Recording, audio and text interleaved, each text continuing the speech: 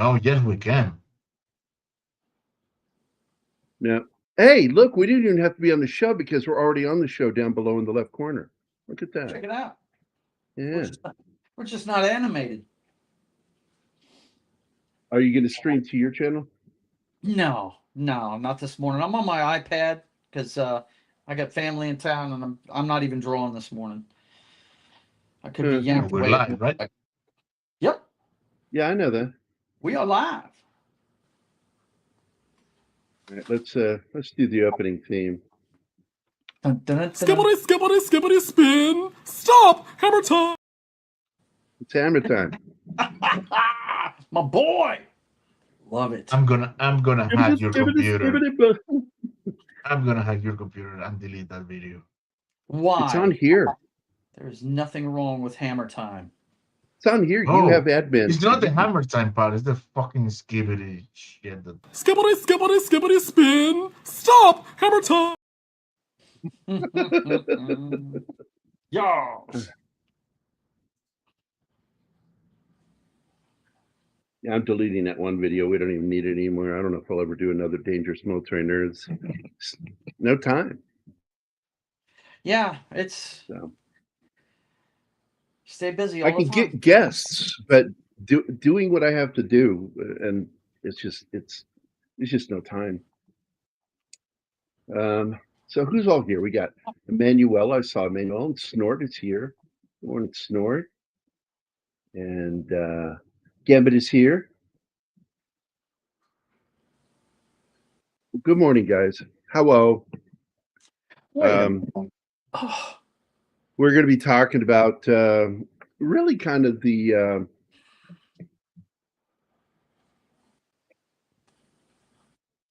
first serious Vietnam War film that wasn't a fucking giant analogy. Right. You know, because it did beat Apocalypse Now to the theaters. But my problem with Apocalypse Now is it's Heart of Darkness. It's not really a Vietnam War film. Yeah, it's a retelling. It's kind of like Oh Brother Heart of Darkness, right? Yeah, it's Campbell's Heart of Darkness. Classic story. Yeah. Mm-hmm. This one is my personal favorite. You get to see a young Arlie Emery in this one. Very young. He's not far removed from Vietnam. Whenever he was in this. In fact, this is before he got his teeth fixed. Yeah. He's still got that. He's got tobacco stains on his teeth, probably coffee stains too. Yep. And he's got one tooth missing. And still in drill sergeant form. You know those skinny drill sergeants that you just don't think much of, but they'll run your ass into the ground, that bunch of dudes right there, man. He's the classic embodiment. What I find interesting is I think that the drill instructors in this, the drill sergeants, are playing it down a little bit because you don't hear them yelling as much. No. You see him standing at the front of the bus and he's just sort of talking firmly, but he's talking. I'm like, that is not how that happened. We've seen way worse. I mean, Full Metal Jacket, hello. That was a drill sergeant from hell. Even Arlie Ermy felt like he was holding back a little bit. But when he did Full Metal Jacket, he was all 100% DI. That was him. He improv'd all of that shit. It was awesome. Yeah. Well, you hear him say a couple of things in this one too. But it feels like we don't get Arlie Ermy heavily until near the end of their training. Yeah. And Marine Corps basic training is longer than Army's. Ours is 8 weeks. Theirs is like 10 weeks of basic. And that additional 2 weeks is important. Every time I see the scene where he has to talk to Washington about getting their guys back, I think about him every time I see that scene. When he tells them... Well, to me, that's more like a real drill instructor, because what we got was a cartoon version or the truncated version in Full Metal Jacket. Don't get me, it's great. It's fucking amazing. That something occurs during training. I became close friends with my drill sergeant. As a squad leader, you know, I was a person that he leaned on a lot to get things done. He also knew that I could handle hands-on training when they couldn't. And you've already heard a couple of stories where I knocked the shit out of guys during basic and once during AIT. Mm-hmm. And I was always willing to put my hands on somebody if it was necessary to get them to basically stop being a dumbass. Right. And a lot of times the dumbass thing is just pure fucking attitude and them not wanting it. It's that resistance thing. And it's like, look, man, it's like that anal scene in a porn. It's like, look, baby, this shit's happening, whether you like it or not. You got paid. It's like, Whoa. Oh man. Well, I think Apocalypse Now sucked or was boring. I thought it had an extra character. Well, that's all it is, Gambit. It's a really great character study, but it's really not a straightforward Vietnam film. The only scene in that film that really feels like it was taken from reality is actually all the scenes on the beach. Yeah. With the air cab. That's really one of the closest things to, but the whole point of everything is every single interesting scene in Apocalypse Now, and this is where the writing is so good, is designed specifically to push the story forward. And that's all it's there for. Apocalypse Now does that. I got to tell you, even Boys and Company C does that, which is why you don't get to see the downtime version of drill instructor Hartman. You get just the hard ass one, but there's a certain point in training when they begin to lighten up on the recruits and relationships begin to develop. Because here's the thing, they also need to teach their recruits how to trust the leadership, and that begins in training. So that trust begins. I usually wait. All right, fuck it. Where's it at? I usually fall asleep at least once when watching Apocalypse Now. It's usually right in the middle. Like when I was younger, I wouldn't have fallen asleep, but as an adult, I get bored during the girls joining scene. That's sort of the moment where I get up, go to the bathroom, or kind of chill out and just kind of relax my brain, because I don't really think that's an essential part of the story. I also kind of relax during the French rubber farm scene, because I really do like that scene being added back into the movie. But the fact is I get it. Some people don't like it. I think that it adds context and adds to the bizarreness of what he's going through on his venture upstream to find his target, Colonel Kurtz, which means Colonel Short. You didn't know that. But yeah, this one, I think this one keeps you much more engaged. There's no downtime in this movie. They cover a lot of area. Some of the tropes from the Vietnam War, like the drug running, that's highlighted in this movie. Well, the interesting thing is it's something that he wants to do, but when it comes to the time to do it, he realizes I can't do that. Can't do this. Yeah. Well, somebody's getting a call. Yeah. Wow. Yep, that's the clinic. If you guys didn't know, Amelia is having surgery right now. She had to have 7 teeth taken out today. Poor girl. Hate that. Yeah, it's short. I had a dog. Well, Tom and I had a dog when we were roommates, and I let him keep him because I moved out, and like I don't want to take that dog away from him because I knew he was going to get lonely when I wasn't living there anymore. And Kurtz was our dog, and we knew when we named him that, because both of us understood that in German, that it means short. Yeah, so when do you got to go? They're done now, and she's beginning to wake up. So I can get her in 20 minutes, half an hour. So I'll leave in about 15. Okay. Must not be far away.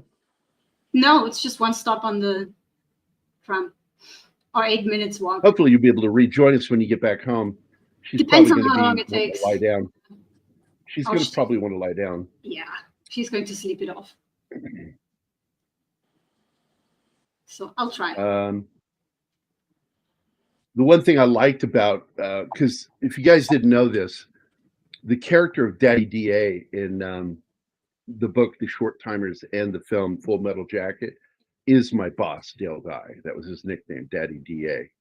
And he was with those guys. The Snuffies is what they were called in real life. And it was a group of combat correspondents. And so there were 3 or 4 of them embedded in that story. And 2 of them were there for Army Times, and the others were there for the Marine Corps. They all knew each other.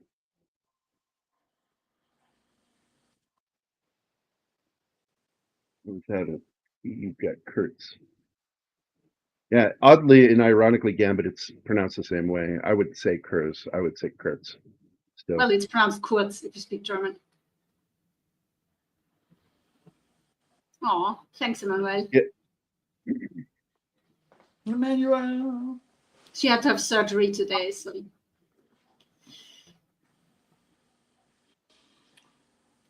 But yeah, man, I always think of my dad during that scene because my favorite line in it is, I got to teach these guys in 12 weeks what it took you 20 years to learn on the street. I got one hell of a shit. I got one hell of a shitty goddamn job here, Washington. Yeah, it's a great scene.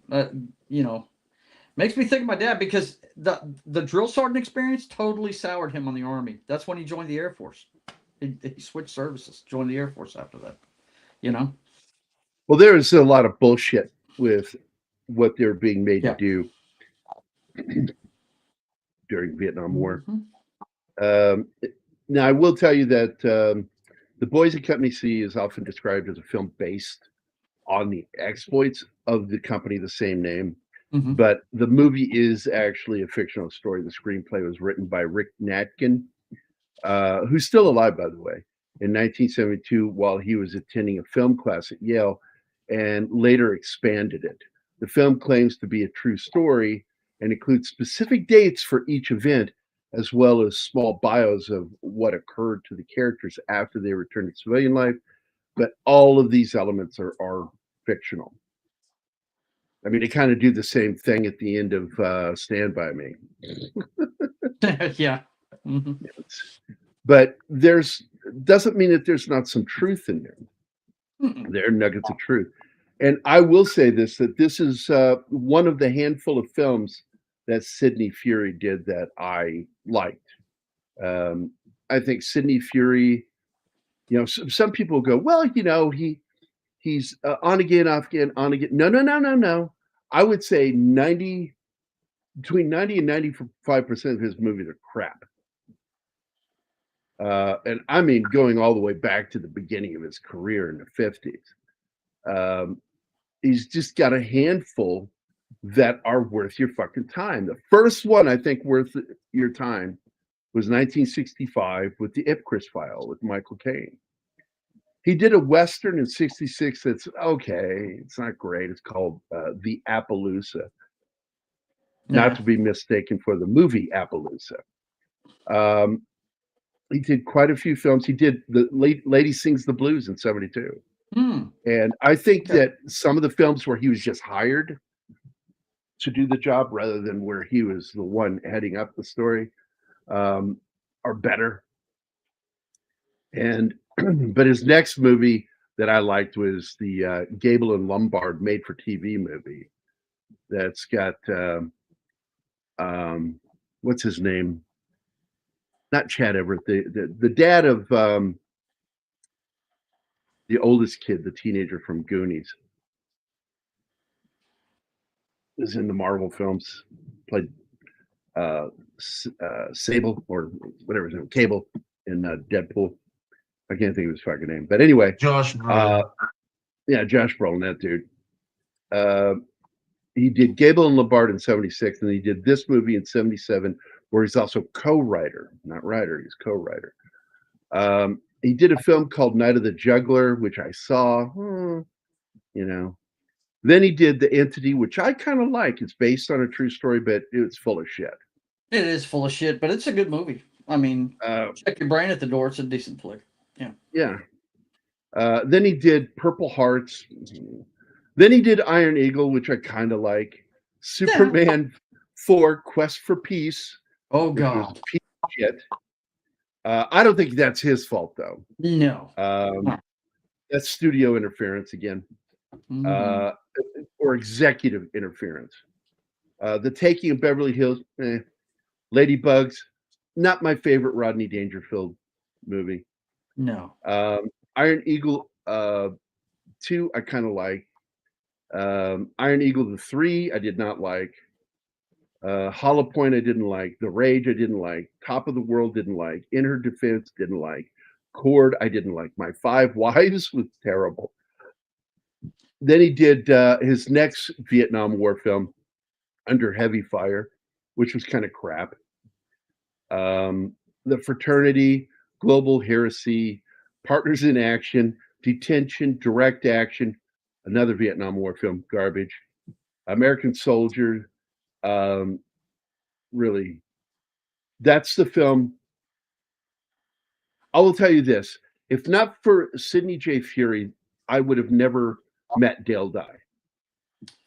Okay. Because one of my dipshit friends goes, Gerry, have you seen American Soldier? Gotta see it. It's really good. Really? Yeah, it's really good. I never talked to that guy ever again. I watched that fucking movie and I got so angry watching it, going, did this person even know anything of the? And it's supposed to be, Iraq, and it's clearly fucking Canadistan or Canadistan. Canadistan. Yeah, Canadistan. Like apples, oranges, no, potato. So anyway, American Soldier is a piece of shit movie. Piece of shit. Terrible fucking writing. Let me get this right. I want to make a movie about an all-volunteer military and have the guy in charge of moral support for this team, the combat medic, be a fucking whiny bitch complaining about his job all the time. Wow. Yeah. Doesn't know shit about combat medics. I hated that fucking movie. Sounds like it hit a nerve, bro.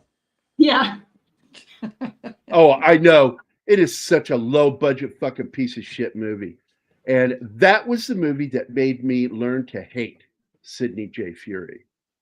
And I'm like, I still love some of your movies, man, but you're a cocksucker. I don't like him.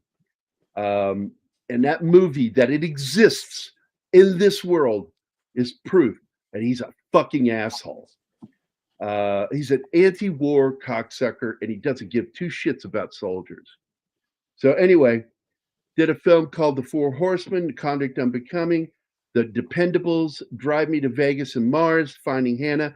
Didn't watch any of them because fuck Sidney J. Furie. I think you don't like him, Gerry. I don't like him. Dude. Tell us how you really feel. Now, I will tell you, he did some good stuff early in his career as far as television goes. I'm not going to talk about the TV movies he made because none of them are worth watching. But I will tell you about his TV series that he did that I really liked. He was the creator and one of the directors for the TV series Petrocelli, which I really liked. I watched it with my dad as a kid. I remember that show. And he did 3 episodes of Lonesome Dove. And I did like Pensacola Wings of Gold. I did think it was halfway decent. And he directed 8 episodes of that show. So, and that's it. I won't say anything else nice about that piece of shit. Fuck him. By the way, Gerry, I found something out about the movie that you didn't know when we watched it yesterday. The whole thing was filmed in the Philippines. Even the camp scenes where they do basic. That's No, I also in did the know it. I Philippines. looked it up before we watched it, where they shot the film. Okay. I was fascinated that they did the And whole thing there. I pointed out at the end of the film, they were thanking the people of the Philippines, and I pointed out I knew that because of how dark-skinned some of the Vietnamese were. Oh, yeah, like, the Vietnam scenes, but even the America scenes were filmed there. And you thought it was some camp. Oh, I'm not surprised at all. Yeah. Well, it was made to look like, no, I didn't say it was Camp Pendleton. There's no way they would let them shoot there at Camp Pendleton. But it was clearly trying to make it look like Camp Pendleton. I was trying to tell you where it's supposed to be at, not where it was shot. Okay. The Pendles, so Furie became Seltzer and Freeberg with more bad ripoffs. Yeah. Look at that pretty hair. Now, Andrew Stephen is Stella Stevens' son. You got two second-generation movie actors in this. Andrew Stevens is the first. Do you guys know who the second is? Anybody? No.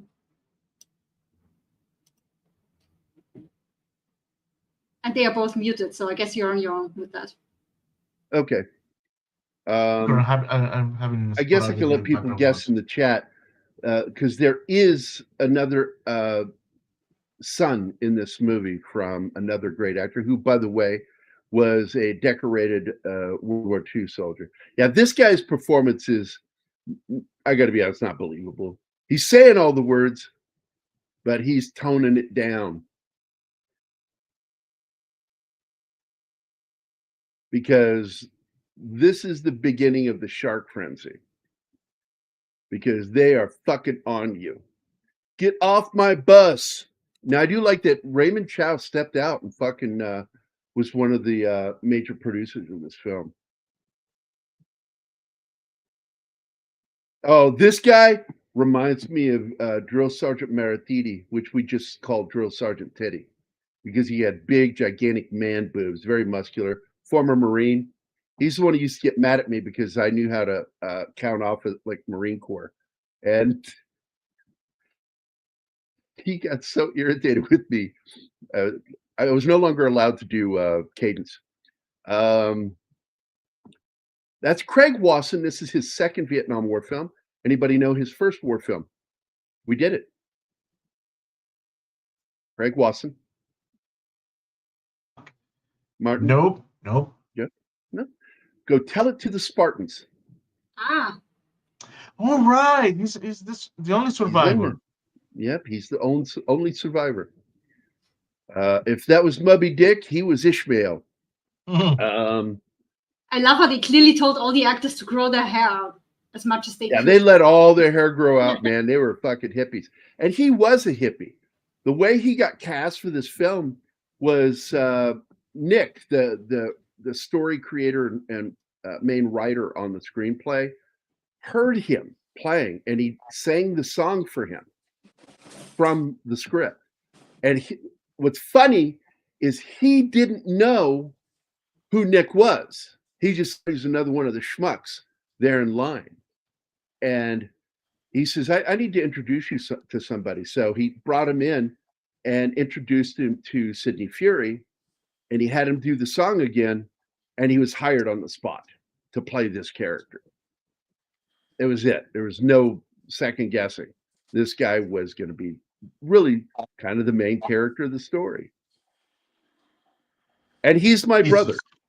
He's my brother Steve, because my brother Steve got fucked up huffing glue fumes and was tossing me around the house like a rag doll. And my parents came home and had him arrested for it. And he got a choice. You know, you go to jail, because you're going to go to jail for what you did. Or you're going to go in the military. It's your choice. So he chose the military. And then my dad told, when he was going to work, reminded my mom, that don't take him to the Marine Corps, because if you take him there, he's going to Vietnam. He's got a 50-50 chance in the Army and the Air Force. Right. And She went in and fucking signed him right up in the Marine Corps because she thought she loved those uniforms. That's my mom. Dumb as fuck. Anyway, guys, I gotta go get Rocket Kitty. Take care, All right, Anima. sweetheart. See you Hope you can later. make it back. Bye. Bye-bye. Best of wishes. Hi, Sander. Sander Hammerschlag. Sander is here. So you get all these characters, and there's Arlie Ermy. This is his first. And by the way, he is the senior military or technical advisor for this film. But I got to tell you, either they were so bad that he couldn't get them to do things right. You will never see fucking such terrible trigger discipline in a military movie than you will see in this film. Yep. This guy, Washington, fucking wraps his whole finger around the trigger. And I'm like, what are you doing? Fucking, I would have hit him in the back of the head if I had seen him do that in front of me. Right. Like, what are you fucking doing? That's not how you fire that weapon. What are you doing? That's not your fucking girlfriend. Get that finger out of there. So, but he is one of the best characters. And by the way, when he pulls that knife out and Arlie Ermy reacts to it, Arlie Ermy wasn't told he had that fucking knife. So his reaction to that was legit. That wasn't even acting. It scared the shit out of him when he pulled that fucking giant 6-inch blade. I do also like how these guys look like recruits. So many farmer tans in the military. Also, unbelievable amount of fucking dingleberries. Guys who don't know how to wash their fucking asses. Dingleberry is a ball of shit hanging off a hair. Thank you for that image. He loves that one for some reason. As a medic, that shit grossed me out. I'm sure. So the actors playing the recruits range from 23 to 32. That's a trope we've discussed before. Right. Instead of, 17 to 19. No. 19. No. 19. One of my favorite. It's rap. It's rap. Even though it's not done like rap, it is rap because it's spoken word. And I fucking love that song. The average age of American soldier in Vietnam was 19. Mm-hmm. I like the video too. It was awesome. I bet you it's not hot like it is here. I bet you're off by 5 to 10 degrees from what we are in Missouri right now. And what's worse is we just had a nasty storm yesterday. And boy, oh boy, it's muggy as fuck today. Nice and humid for you. Yeah. I love Ermy when he says, oh, surprise, surprise, another ethic. That's right. What have you got with you? A set of lipstick? Jesus, put the goddamn ring on the table. Yeah, there's a lot of that talk when you go in the military. Yeah. Of course, the their standard haircut scene. Yes. They get in your head. They have to get in your head and start breaking you down. Yep. They got to tear you down. They got to tear you down to build you back up. That looks like a mugshot. That's not how we did it in the military. Well, in the Army, because in the Army, your first photo that goes home to the family is while you're still getting in. You still haven't been out in that sun working yet. You're still new. You've just gone through processing at the processing station there at the fort or base or camp. And what they end up doing is you go through this thing where you got to get rid of all your contraband. So you go into a private room. It's like a confessional. And, they don't want to see, because drill instructors aren't supposed to see your contraband. And you go in there and it's a one-time forgiveness, and all your contraband, they've told you what it is, you dump it in. And then after that, you go back and get your hair cut. And then you go from there to, and this is during what's called reception, because basic doesn't start until reception is done. During reception, these are all failed drill instructors, drill sergeants. These are all sergeants that have a fucking attitude. And they're there to just fuck with you. They don't give a shit. They're not training you. They're there to fuck with you. So then they march you everywhere. You got to do a lot of fucking paperwork. So you're always going into this auditorium to do paperwork and hear in processing news and information. Then they walk you across the hall. It was literally across the hall is this little room where everybody's lined up outside of it. And one by one, you go in and they put a fake Class A uniform on you with a Velcro on the back and they seal it around your neck. It's not your fucking pins, not your fucking rank. You do put your name tags on because they're not in Class A's. You put name pins on, and you fucking do that. You put that fucking hat on, and you're like smile, and you're like what? And they take the photo, and then they rip it off of you, and next, and it's a whole processing thing. It's wow, it's nuts. So you're missing a lot of shit here. You get. Yep, it's fake. Well, actually, that's your standard BDU or ACU. Yeah. Because there were BDUs when I was in. That changed in about 2000, I think, to ACUs. And that's when they brought in digital and all that shit. Hey, we're trying to turn to the Mighty Orbots. What's up, man? Have I missed anybody? Let me say hi. And They yes, said hi to Cindy. Mighty a long Orbots. time. A long time without seeing him. Yeah.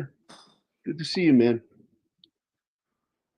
So, and that's what everybody's head looks like. It's really, really pale underneath that hair.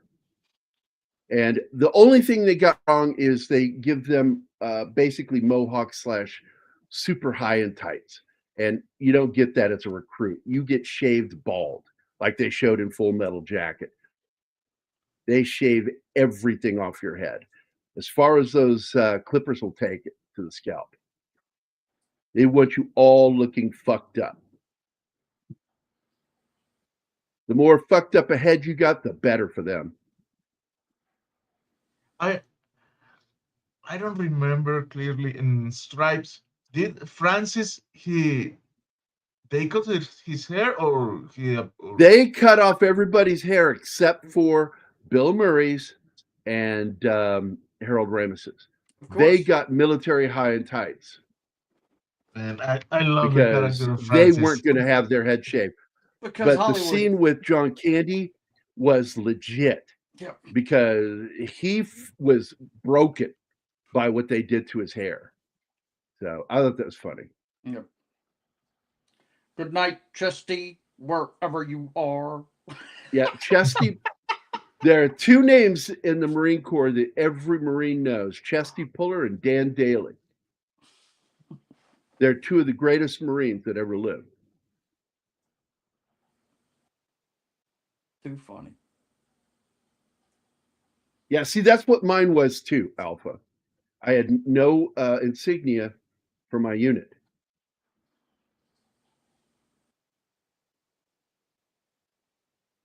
Yeah, they don't tell you what time. There are two things they don't tell you in the military, Marine Corps, Army, that they always get wrong. They don't tell you how many push-ups you're going to do, and don't tell you what time they're going to get you up. You'll hear them say, Reveille's at 0630, 0530, shit like that. No. They wake you up when you fucking get woken up. That's it.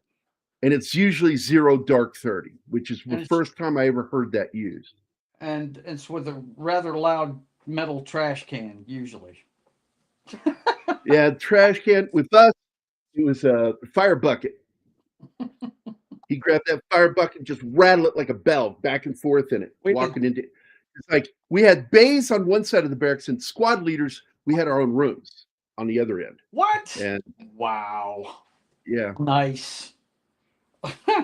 As we were a 60-man bay for 16 weeks, brother. Well, we're Bravo 410 at Fort Leonard Wood. These are old school barracks, which included the old NCO and XO rooms.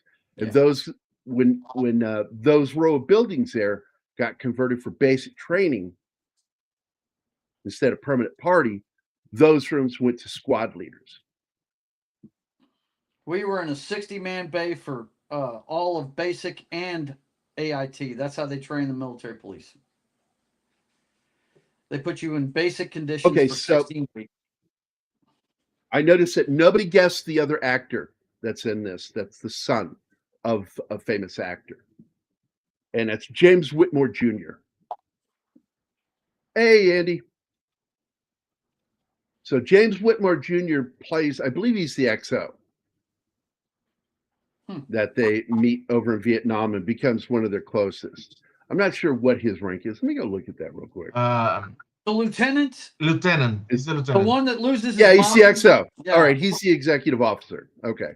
You want to know what it feels like to spend $1 million goddamn dollars, Washington? Yeah. The thing that pisses me off is Noble Willingham, great fucking actor, Sergeant Curry, and he's a worthless piece of shit. Yeah. He got his nose right up the ass of the captain, and the captain is played very well by Scott Hylands. He's a complete, as I referred to him, I said he's a clusterfuck, or as we would have said out loud, a Charlie Foxtrot. Right. Yeah, he is.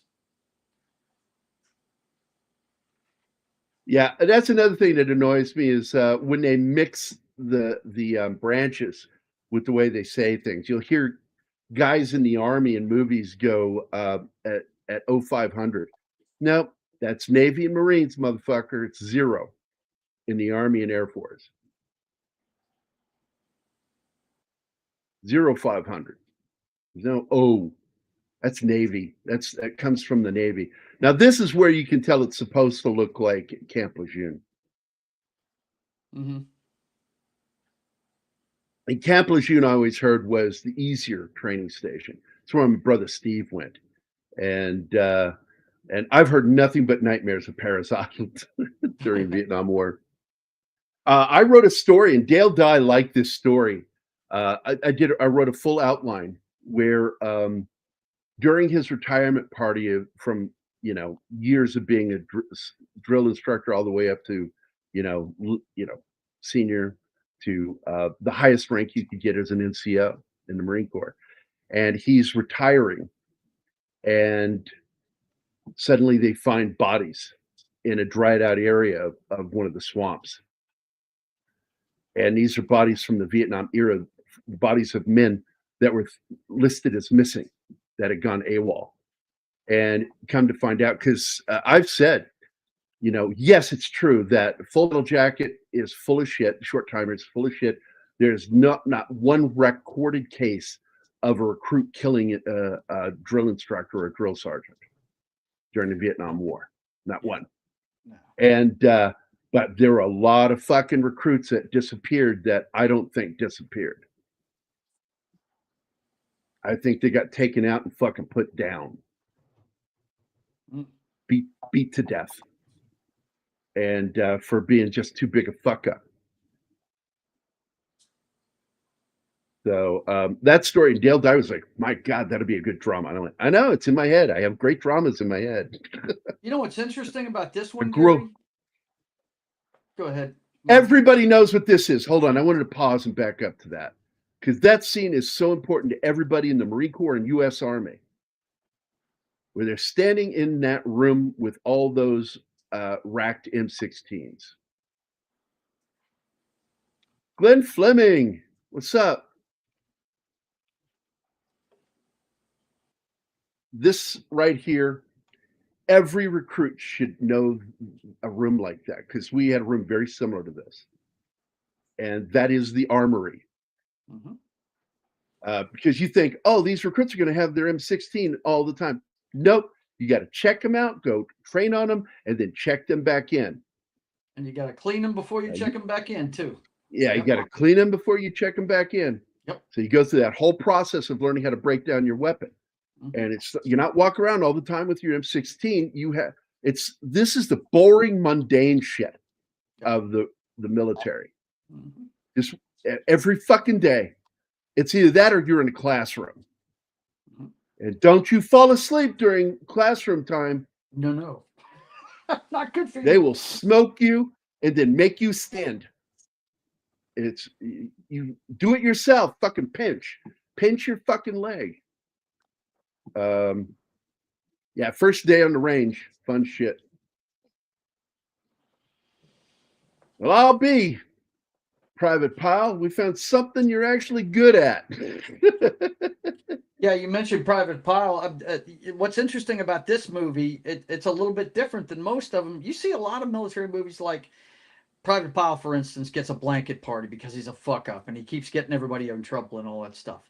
The guy that keeps getting in trouble in this movie is the dude that knows what he's doing, but he's going lone wolf. And Gary knows what I'm talking about. I'm about to have to leave. Yeah. But Washington is the one that the drill sergeants are really riding because he's not Well, a they team usually- player.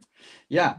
Because before I got made a squad leader, my drill instructors really took the time to get to know me. And they knew I was funny. I was always cracking wise and making people laugh. But they understood that I was very well disciplined and I knew my shit. And I told you that one drill instructor turned towards me, drill sergeant, he turned towards me. He says, "None of this shit bugs you. Why is that?" And I said, "You guys are nothing like my dad. Yeah. My dad beat the shit out of me. Mhm. And I had to do all of this shit you're doing. I had to learn all of this stuff from DNC, dress right dress. I had to learn how to do my fucking closet. All my shirts had to be laid a certain way. Yeah, man, that was my childhood. I had to make my bunk. Oh God, fuck off! I hate these fucking spams over there on Yeah. Kick. Yeah. Fuck. Mm-hmm. Yeah. So another thing I want to point out is the Smokey the Bear hats used in these films. You'll notice that they're slightly upward on the rim because they weren't always. Army is the one that usually wears them straight out.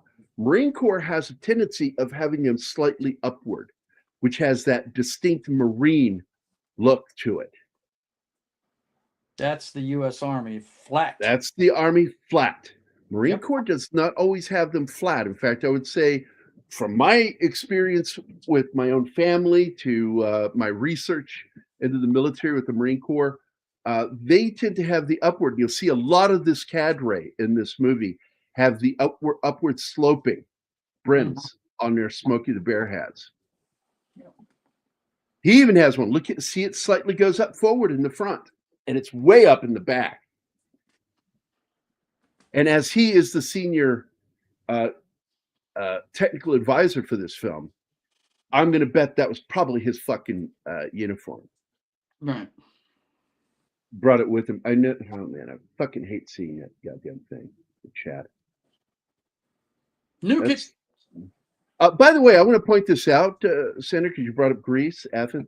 The gentleman who wrote the Short Timers died in Greece. He became an expatriate. And it's one of my favorite Vietnam War books. And the guy's name is Gustav Hasford. And he was in the Snuffies with Dale Dye. And they were close friends. And that's why Dale Dye's in the book. And he's a black guy in Full Metal Jacket, because there is a character playing Daddy DA in the movie. And it's a black guy. And I remember telling Skipper, because that's what we call Dale, Skipper. It's a Marine form of captain. Ooh, his hat's messed up. You don't fucking wear your hat like that. Buddy boy, I gotta go. Gotta go get mine. All right, man. You guys take I'll care. see you, brother. If you haven't seen this movie, you gotta watch it. It's fantastic. It's a little bit Hollywooded up, but it's a really good portrayal of the Marines during Vietnam. It's very good. And if you want to see Arlie Ermy when he was barely removed from Vietnam, check it out. It's good stuff. Talk to you guys later. Yep. Be good. See you, brother. Joe. Hasta. And then there were two. Oh my God. No. So this is kind of a funny scene because in the middle of a field training exercise where they're having aggressor training, these recruits get caught in the middle of it, which leads to a confrontation between, see, look at his hat. That's the way he wore his hat. I guarantee it. And that's a very Marine way of wearing your headgear. What did he say about 50? What's this? Oh, temps in Greece.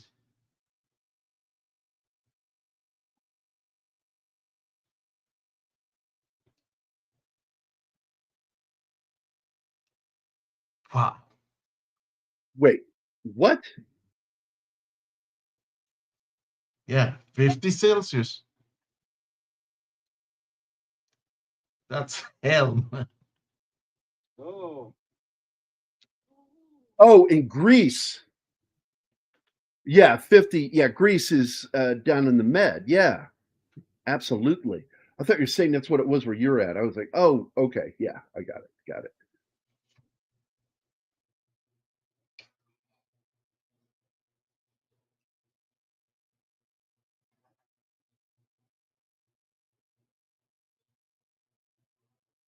Man,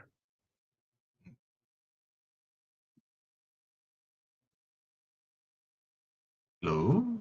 I'm looking at our temperature right now. Ah, fuck you, Microsoft. Why would I want the Dow Jones? I never asked for this shit. I can go to Fox Financial to fucking get that shit. I don't need it from you. I want to know my fucking weather here today. Where's my weather? It's normally in the bottom left corner. It's my weather. What the fuck is going on? Don't know, buddy. I cannot see your screen. But just type it. Weather.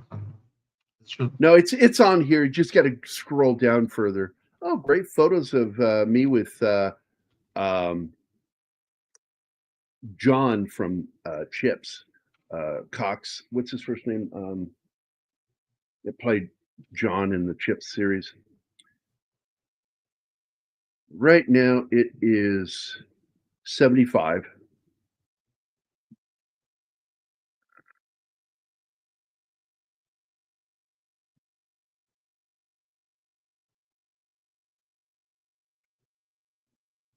And that is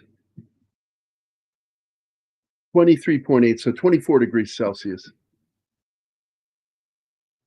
Man, oh man, deuce and a halves. And that's something you will see around Marine bases, signs that are red with yellow to yellow-white lettering.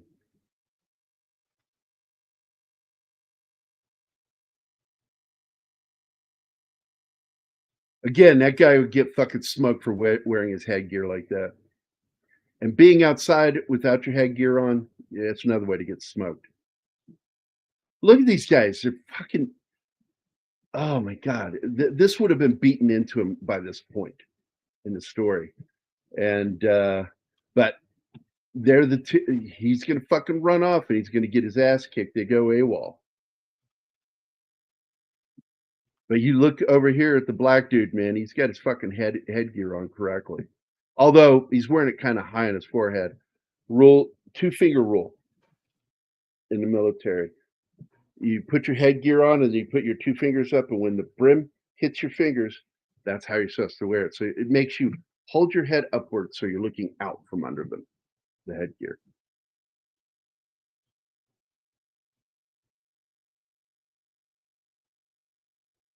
They're playing golf out there, so he thinks he's going to go get laid. Yeah. This guy only thinks with his crotch. Yep.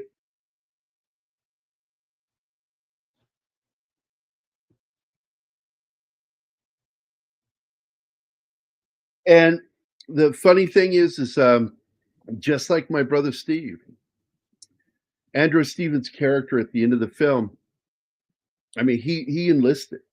Most guys who enlist in the military don't fucking take off, but he takes off and to be with his woman, and then they flee to Canada. My brother was not smart enough to go to Canada, so what he did is after he did his tour, came back stateside. All he had to do was be a security Marine at fucking Pentagon. Easy fucking gig. He just had to run security at the fucking Pentagon, and until his ETS was done. And what did he do? He fucking went AWOL with his best friend, John Green, and the two of them went to Philly and got a traffic violation and had to go to court. And when they showed up in court, SPs were there waiting for him. They show MPs here, but a lot of times you'll have, once you become permanent party, you'll see Navy SPs, which is funny because they say 50% will go to Vietnam and 50% will end up on security duty. It was actually much higher than that for Marines because there aren't that many Marines, the few, the proud. And so a small percentage would end up doing security, usually on ships, because all the way up until the last 20 years, Marines ran security on the ships. And now it's just Navy. Oh my God, another one? I'm on it. I hate these fucking assholes. We need to, I got to find out if there's a filter you can put up to block these guys. If you're not following, you can't chat. We need to put that on Kick. I'll go look it up after the show.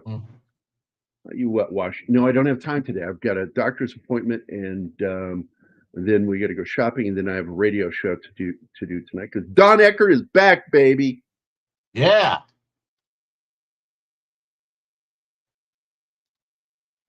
I mean, so this is where he's talking to him, soldier to soldier. He goes, "You're the one guy here who's got it, who's doing it right. I need you to help me."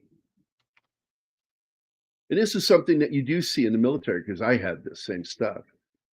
As my one drill sergeant referred to me, I was his top dog. And the reason he called me that is I was the guy that he knew would correct people and deal with it. And if somebody didn't like it, I had this one guy act like a fucking walking bruised pussy because I knocked him out.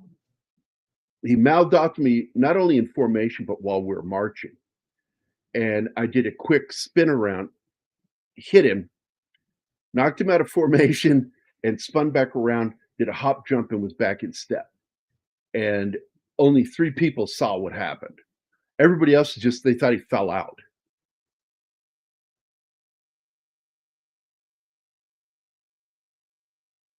Yeah, that's a great quote.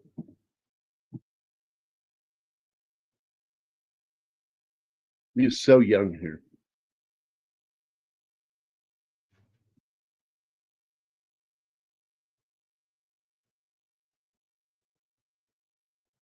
Well, this is the process where he starts to get it.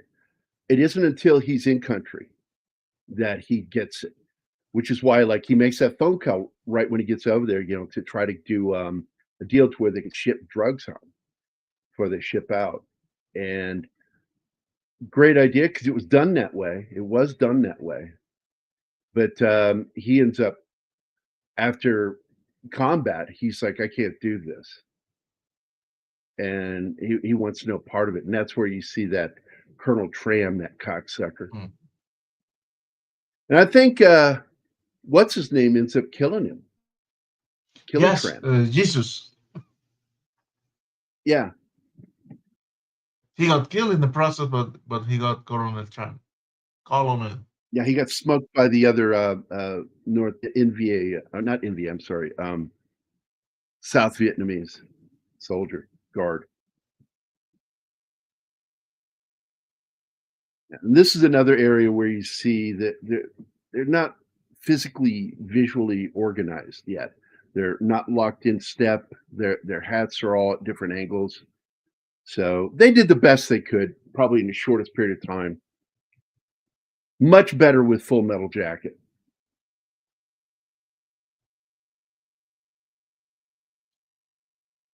Is it? Oh, you can get in trouble with tattoos in the military if you're not careful. You can see it while you're in uniform. Ooh. Marine Corps in particular really frowns on that shit. No tattoos on your fucking neck, none going down your fucking arm, Yeah, Marvin the Arvin. There you go.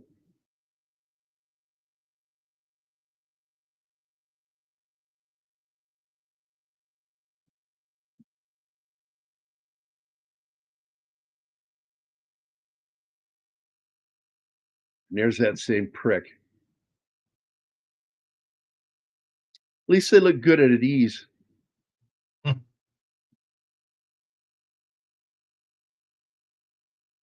Craig Wasson is such a weird dude because the guy was in like all over the place in the 80s.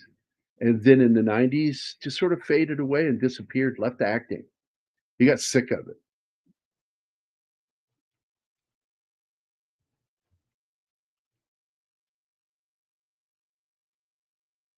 Yeah, and this is where he finds out that, yeah, don't piss off a fucking senior officer and try to fuck with his daughter. Because he's got sea duty. He's going to be going on ships. But then last minute, they change his fucking orders. So he's like, oh, look at me, man. I got it. I got it. I got it. No, you get it taken away, bitch.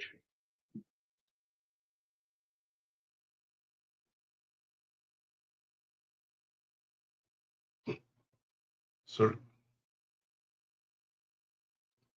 Parade rest.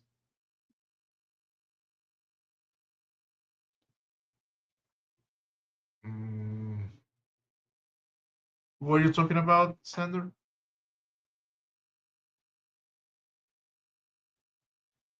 Yeah, he's talking about Craig Watson. Yes, he's in the movie Body Double, a movie that they thought was going to be like received as this great Hitchcockian thriller, and it got panned really badly. And it couldn't happen to a better guy with De Palma.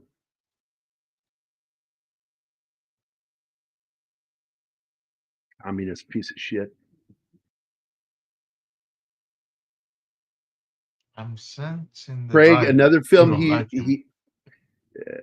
Brian De Palma, I love his work. I don't like him as a person. I think he's a piece of shit. Craig Wasson is like in so many different. He was in MASH, man. He was in Dream Warriors. He was the doctor. He's one who investigates and finds out that leads us to the junkyard scene. Good actor, man. He just, like I said, he just sort of faded away, man. I'm going to go to his page. Hold on, because he did some minor shit here and there.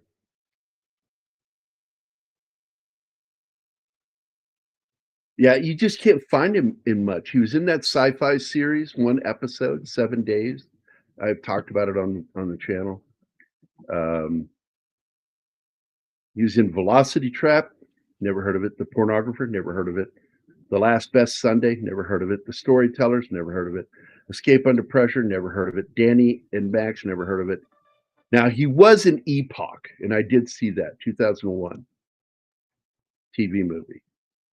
He was in the movie Boa, which was a ripoff of Anaconda. He was in Ghost Rock, never heard of it.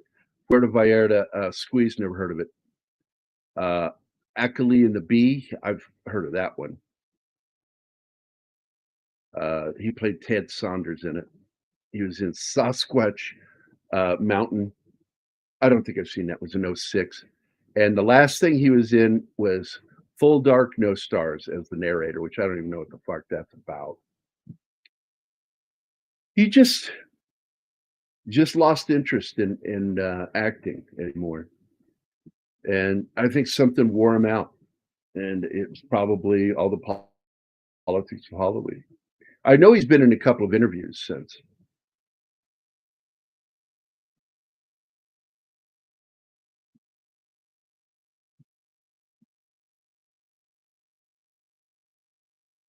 Now, this did not happen with my brother. My brother didn't go over by ship. My brother was flown as a Marine. He was flown in.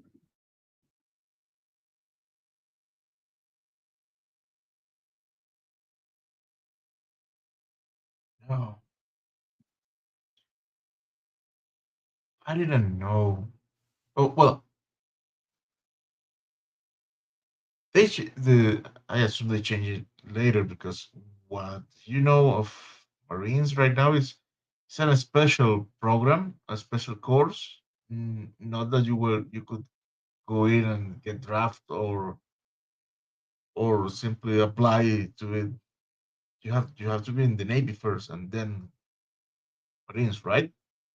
Am I right on that? Yeah, pretty much. To me, what's the surprise in this movie is, hey, what? They could drop you in Marines?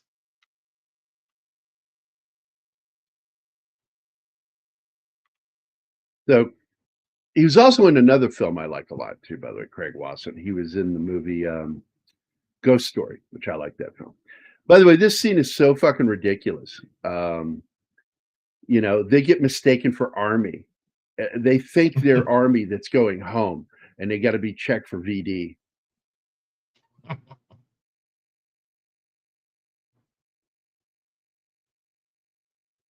No, I said that. The minute I saw all the dark skin, I'm like, they're not Vietnamese.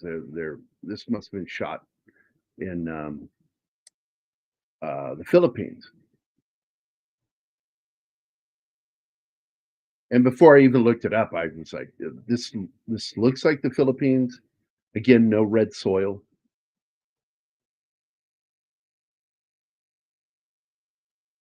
I like that. You play like you got some black in you. There he is. That's James Whitmore Jr. right there.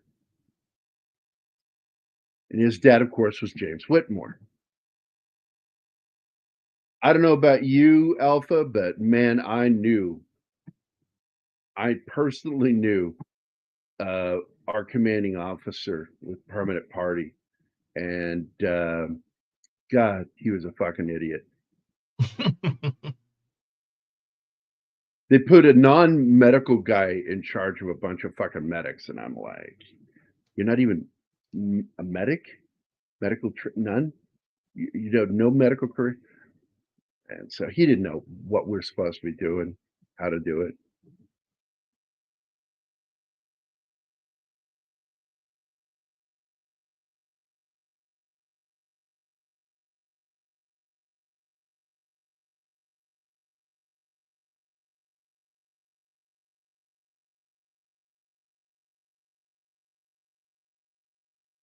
Oh, yeah, the convoy, the most vital convoy. Probably from some Hollywood types that didn't like him. You were that idiot.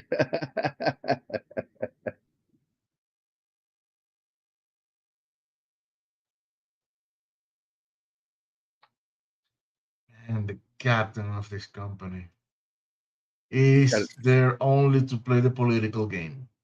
Yep. He's there for body count. And this is a problem they had in Vietnam. And so they really sexed it up in this movie.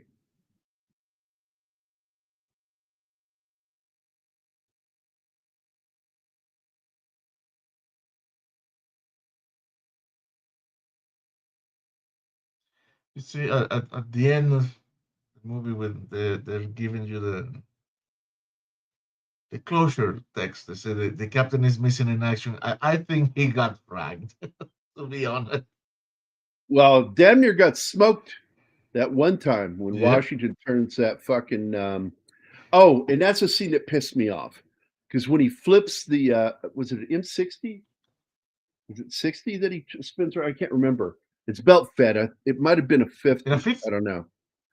But yeah, it was a 50. And he spins it around, and you can see the crimped ends of the shells the blanks. showing their blanks. And it's like, oh, they should have had dummy rounds for that shot when he spins it around.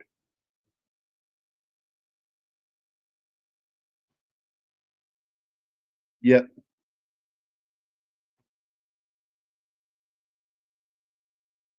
I like this scene where he starts opening trucks. This is what we just fought for.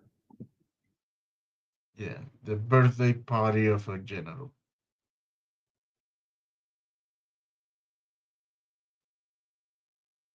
And of course, they think they're being attacked when in reality it was their own mortar team that blew up the fucking birthday trailer.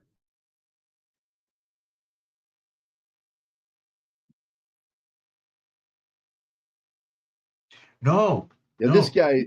Always It was seems Jesus. panicky. Jesus planted a claymore on the freaking army. Oh, I thought it was the mortar guys because they No. were so fucking high.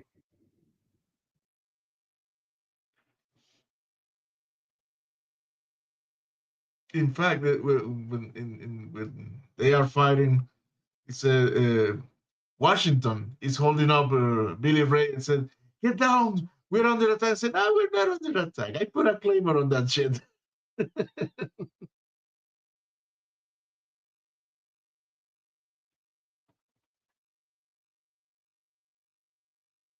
Yeah. Yeah, he's saying it so they would think that he's military intelligence instead of some dumb infantryman. Yeah, it could be that he had those who didn't like him. He found an equal opposition from the ratings board when he submitted Scarface. Could be, man. He made some enemies in Hollywood. People don't know that. Dale worked for him. Dale didn't like him because he's a fucking card carrying commie, and he was at odds with him while making Casualties of War. And Dale saw his job is to try to make the soldiers in the film look as good as possible past Sean Penn and his buddies that do the crime. And his problem that he argued is we already did this in Platoon, and we had to tone it down in that film because Dale Dye confronted Oliver Stone over it. He says, "You're just going to make soldiers look bad by doing this. You're going to show, you're going to make everybody think 90%, or 99% are bad when only 1%, 1 to 5% are bad people in the military. It's just like society. Not everybody is a fucking criminal."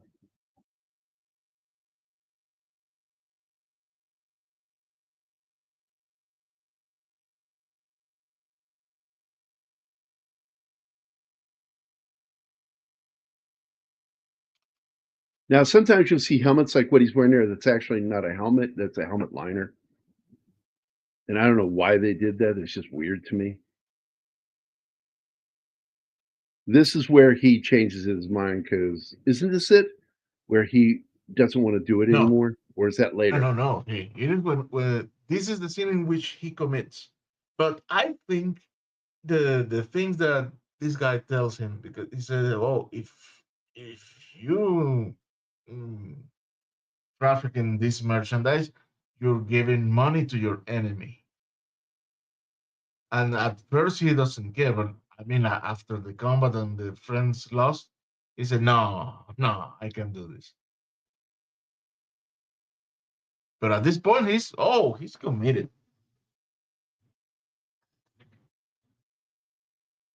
And especially here, seeing that mm, Billy Ray is technically ODing.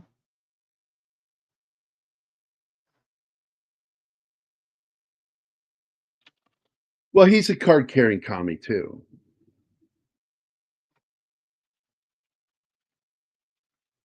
Oliver Stone. When he gets a passion project that involves Cuba, Che, or what have you, always makes them look like heroes. C-47.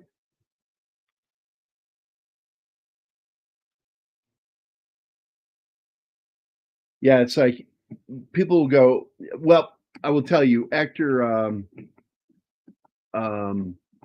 Adam Baldwin made this comment once, and I witnessed it when he said this, and he said that Full Metal Jacket is anti-government,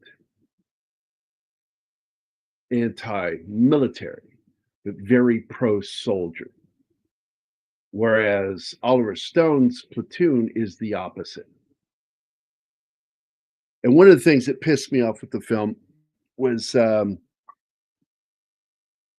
he goes out of his way in the film to show the guys who drink beer, whiskey, and the guys who go in the other bunker and fucking get high. drop acid and smoke dope. Shit. Okay. And that's what you did. You had your two groups opposing each other. And he makes those guys look cool. But he makes all the fucking beer drinker, whiskey drinkers out to be the bad guys. The bad sergeant, one of them. All the redneck guys are assholes in the film. The only cool guys in there are the ones who get high. So, and because I've talked to Dale about that. That's why, he's fully aware of why it bothered me, because it bothers him too.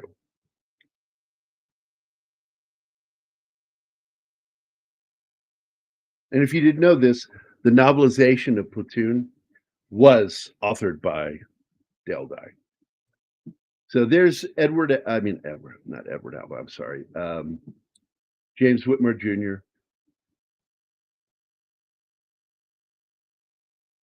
And he's really one of the best parts of this movie.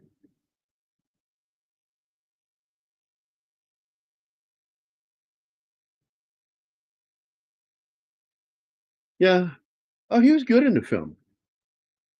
I just don't like the movie.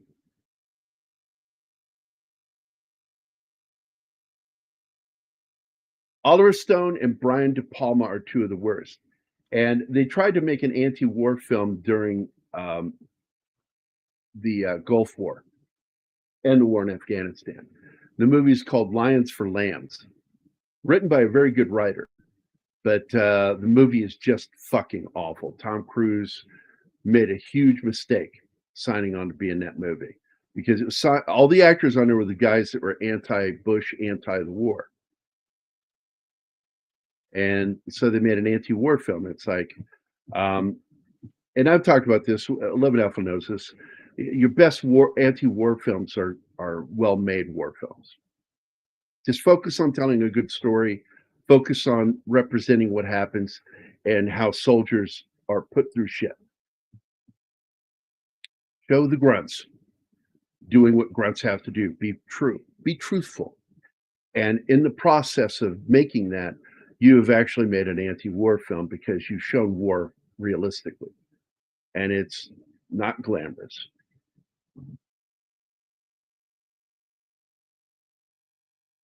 Absolutely. By the way, a lot of people don't know this. He started late as an actor. He didn't think he never wanted to be an actor. He went to college and looking to do what he's going to do. And the first fucking thing he does is Baba Black Sheep and then this movie. And later he's in 2 separate episodes as 2 different characters on Magnum PI. He plays Billy Joe Bob in, I think, season 1 or season 2. And then he comes back in season 3 as Nuzo, the plant that the Russians put in to his team while they're POWs. Yeah, I think Whitmore, and by the way, he's still working. He works behind the camera. He started directing all the way back in the 80s, and he got a hankering for it, and that's what he does still to this day.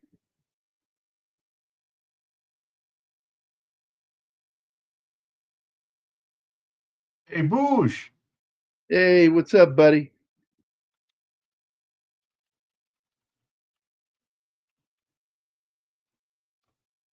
Wait a second. I'm on it. What did I there? There you go. So Salvador, yeah, it's a good film though. But yeah, look, man, Oliver Stone is a card-carrying commie, and he knows it. I think that Steven Spielberg is borderline, because he can make movies about World War II soldiers, but he won't make modern warfare films. He doesn't want to make soldiers look good, modern soldiers.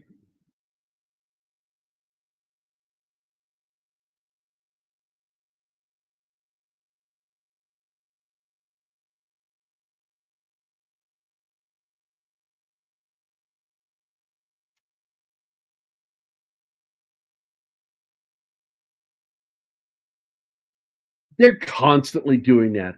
They're the ones comparing Afghanistan to Vietnam. And when it did start to become a quagmire, they were the ones in charge.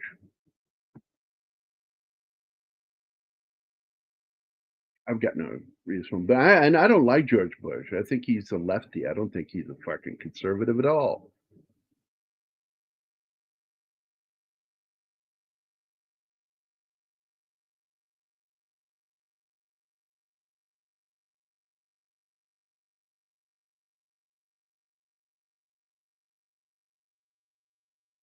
Yeah, one of the first guys to get shot in the military, right there, RTO. What does that mean? Radio radio technician operator. I can't remember. Radio tech operator. Okay. But it's RTO. It's radio operator. Alpha, what was the T for? I always forget. Yeah, combat medics, officers, and radio operators were the first ones to get shot. Because one of the goals of snipers was to demoralize. Oh.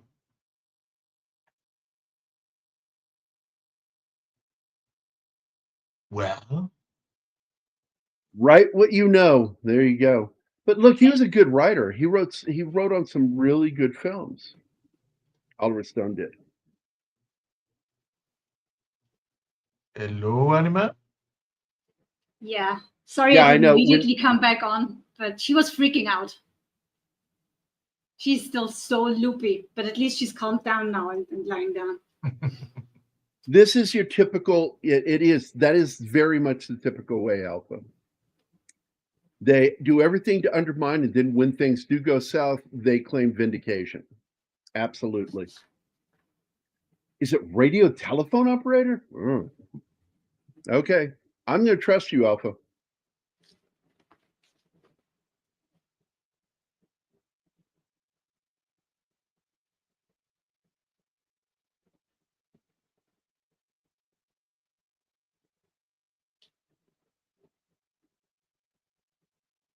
You know, the one thing I liked about G-Dub, as you call him, was when Will Ferrell made fun of him and did that strategery meeting.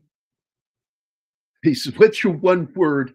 Would you sum up your stances on this?" And Al Gore says, "Lockbox" on Saturday Night Live, and GW says, "Strategery." And so he had a good sense of humor. And so he called all of his, from that point forward, when he found out about that, he called all of their strategy meetings strategery meetings. I like that about him, but it's like people go, "Well, he's conservative." I went, "No, he's not. He was one of the most liberal presidents in history." No, if you combined all the presidents up to him together for the spending they spent on AIDS research, he outspent them on AIDS research. He was like that. He was very much on social programs, which I don't argue with. I like that he did that. But it's like, that is not something that a fiscal conservative would do.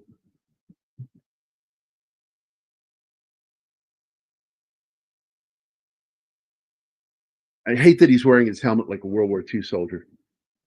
Other thing missing here, and I'm sure 11 Alpha knows what I'm talking about during the use of the M1 helmets in the military. The headbands. Yeah. You had the inner tube rubber bands that went around there so you could put shit in your helmet. None of these guys have them. It's like, I know that not everybody's going to have it, but you would have guys, medics in particular. Navy hospital corpsmen had them because they could put extra shit. You also, it's a great place to hold your smokes if you're a smoker. I was a 74 Charlie, record telecommunications operator, which I think was some Army bureaucrats' attempt to come up with a better meaning for RTO abbreviation. I got to tell you, I think radio telecommunications operator, or just simply take the R off and go telecommunications operator. Yeah, and you're right. It's probably some fucking asshole officer. We'll call it this now. RTO now means this. Just change it to TO. I mean, they fucking changed combat match. When I went in, I was a 91 Alpha. Within 2 weeks in permanent party, I was 91 Bravo.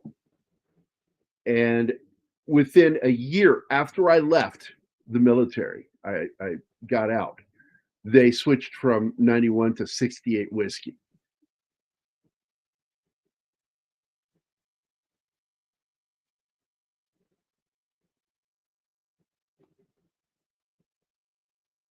So where are we at in the movie? Wait a minute. We're moving into the third act right now. This is the scene where they get sick of his shit with his body counts. Yeah, he that's feels so annoying. like we're not doing our job because I'm not giving body counts. We need to have body counts. And so they're like, we'll give them fucking body counts. And they call in artillery on a fucking empty hill. And they're going to tell them like they killed like no. Not yet. This is when the freaking captain called artillery. Hold on. I didn't say this is that scene. Oh. I said that's why that way they do that later, because they start getting sick of his shit right here.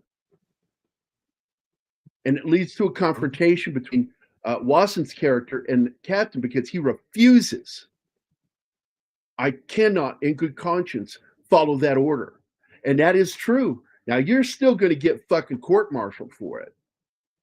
But you are, by UCMJ, allowed to countermand an order if you feel that it's morally wrong or that you feel that it's unnecessarily going to put you and or your men in harm's way unnecessarily. And that's in there. It is in there. I mean, sending them in as cannon fodder just to get a body count is pretty much not what you should do. Well, yeah. Hey, Mephisto's here. We have Meph. Hi, Meph. What's up, brother? And yeah, he's in this particular scene. He's not putting the guys, his trooper, on unnecessary risk, but he's shelling a village without any confirmation of enemy activity. Yep. By the way, the typical catch lefty. I'm not going to say liberal. I differentiate between liberals and lefties. Liberals, most of the liberals I know are really good fucking people. Lefties are not. They're pieces of shit. And with lefties, their catchphrase is quagmire. They find these little niche words and they love to fucking throw them around. Quagmire. It's like, he's not just a character on Family Guy. So there you go. See what's the issue? Yep, I wholly agree. Hey, Meph, how's things over there? Yeah, we're always fucking worried about Meph, and I don't want to keep bugging him. But I got to tell you, after something happens, the first thing I do, you guys are okay, right? I'm like, you okay? Don't worry about it. I'm an old mother hen. So I paused here for a second because this is an upsetting scene for these guys.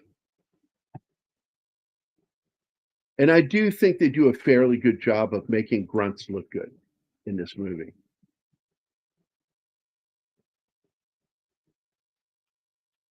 I meant leftists, also called lefties, not left-handed people, but leftists. So fuck off, Bush. He's just fucking with you. I know that. That's why I'm telling him to go fuck himself. Because I love him. I love him. He knows I love him.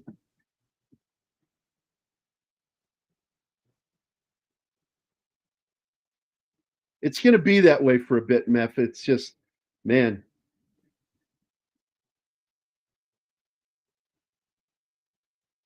I don't want us getting sucked into it, but I'm telling you, if we have to do every once in a while, pop in and do something for you guys, I believe we should do it, man.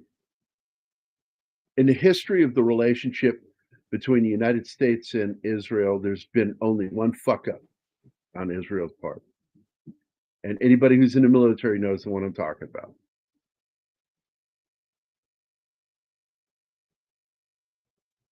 Martin sends you messages. Okay. Yeah, I do. So it's not just me. All right. Yeah, because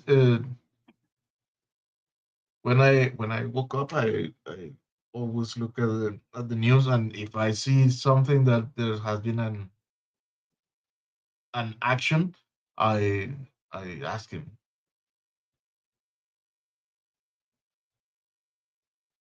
So I'm going to tell you right now that Colonel Tran, absolute piece of shit. So many of the Marvin Command were fucking mobsters. That's all they fucking were.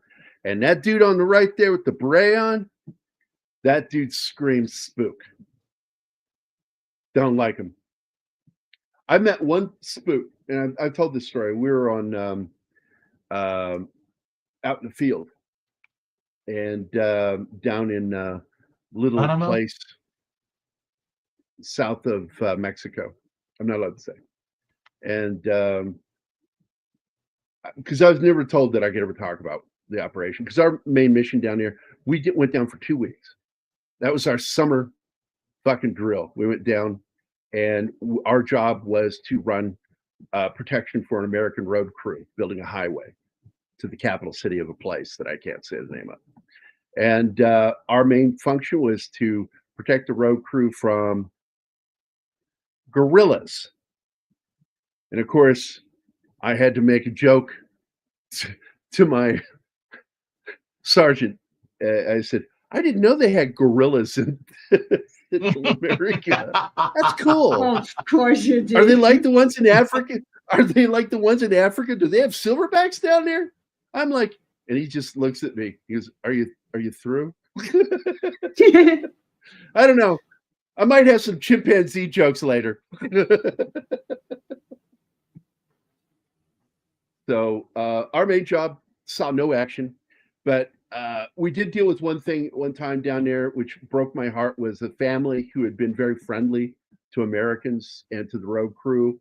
Where we found them, they had been hogtied and executed and left for dead in a dry creek bed. Their bodies were so fucking bloated. The smell, their skin was splitting. Yeah. They were so bloated, and broke my fucking heart.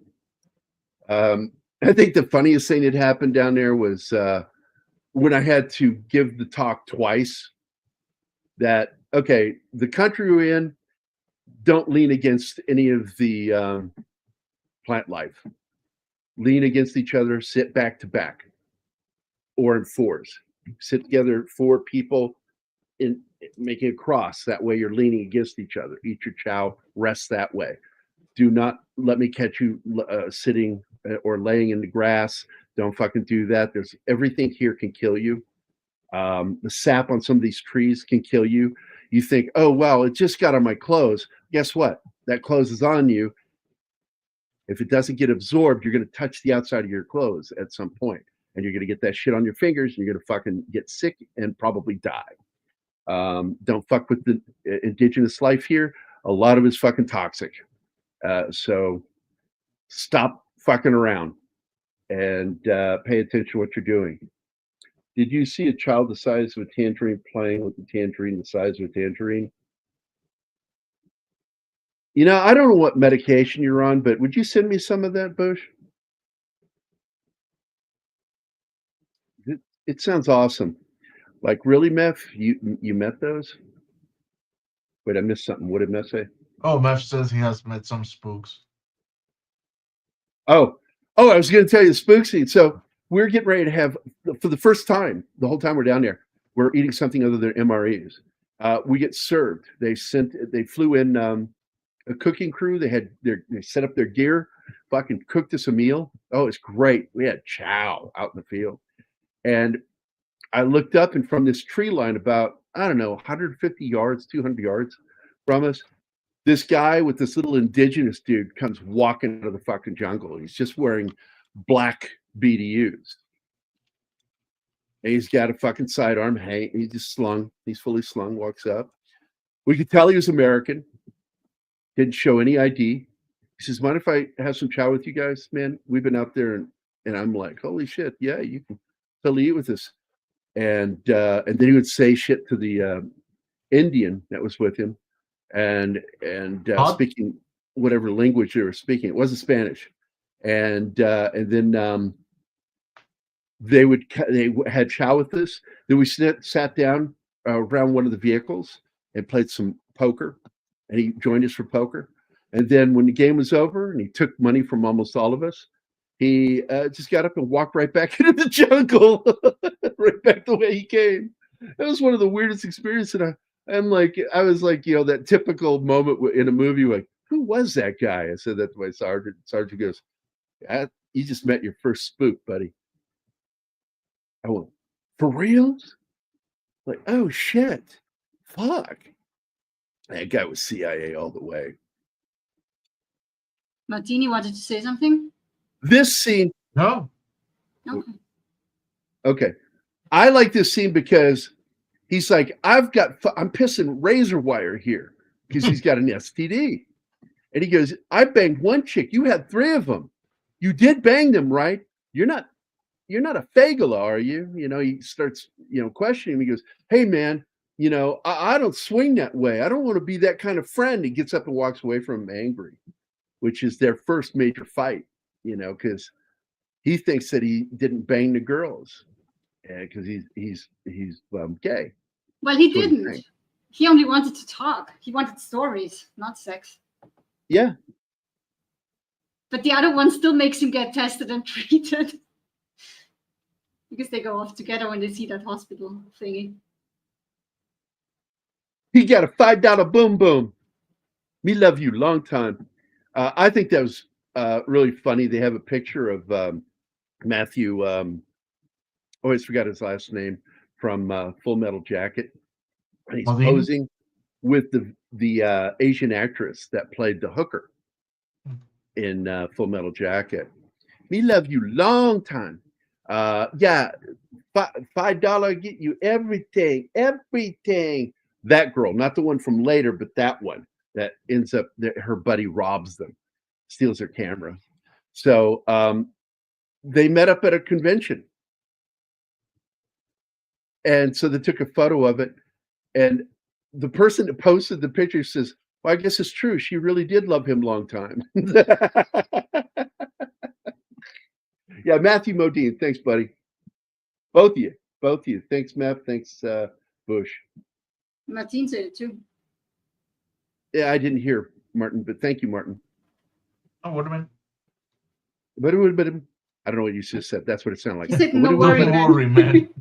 Oh, it just sounds like, oh, what I'm like, okay. Yeah, I thought it was Indian for a moment there. My name is not Todd. No, that didn't sound like. You sure? Better than having a real good chow. I'm telling you, man, when you've been living on MREs and having to drink that extra canteen of water, because that's hard to do. You got to down a whole canteen with your meal, not your other canteen of water. This is the special canteen of water just to make sure you don't shit bricks later. Because everything is so fucking dehydrated in those fucking MREs. Yeah, $5 dupuku. The black So dude, this is the scene. He shows her.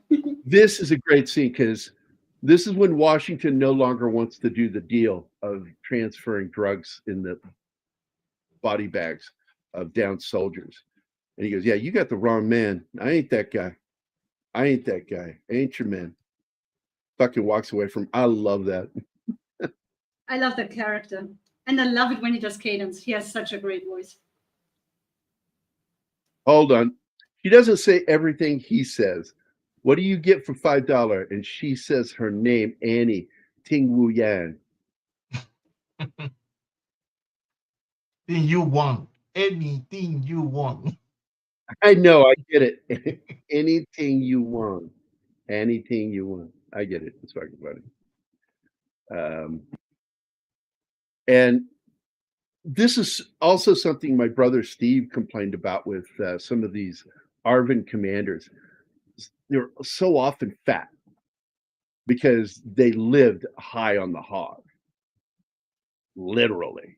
They ate all the fucking time, getting all kinds of good fatty foods.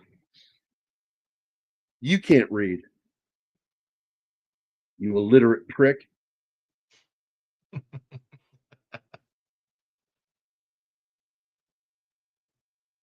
Remember your friends. Yeah, I like later on, soul brother, no, soul brother, tu buku, du puku. And he goes, what's she fucking saying? She's saying your dick's too big. Oh, well, that's true. Yeah, but then he lets her see, and she takes him in. Well, I made fun of GT Lewis, a buddy of mine in high school, because he says, yo, man, all those brothers got big dicks. I said, yeah, but the sad thing is it doesn't get any bigger when it gets hard. So then it's not so big when it's important. But then later he made that joke. He says, what's 12 inches in white? I said, I don't know what. And he goes, nothing.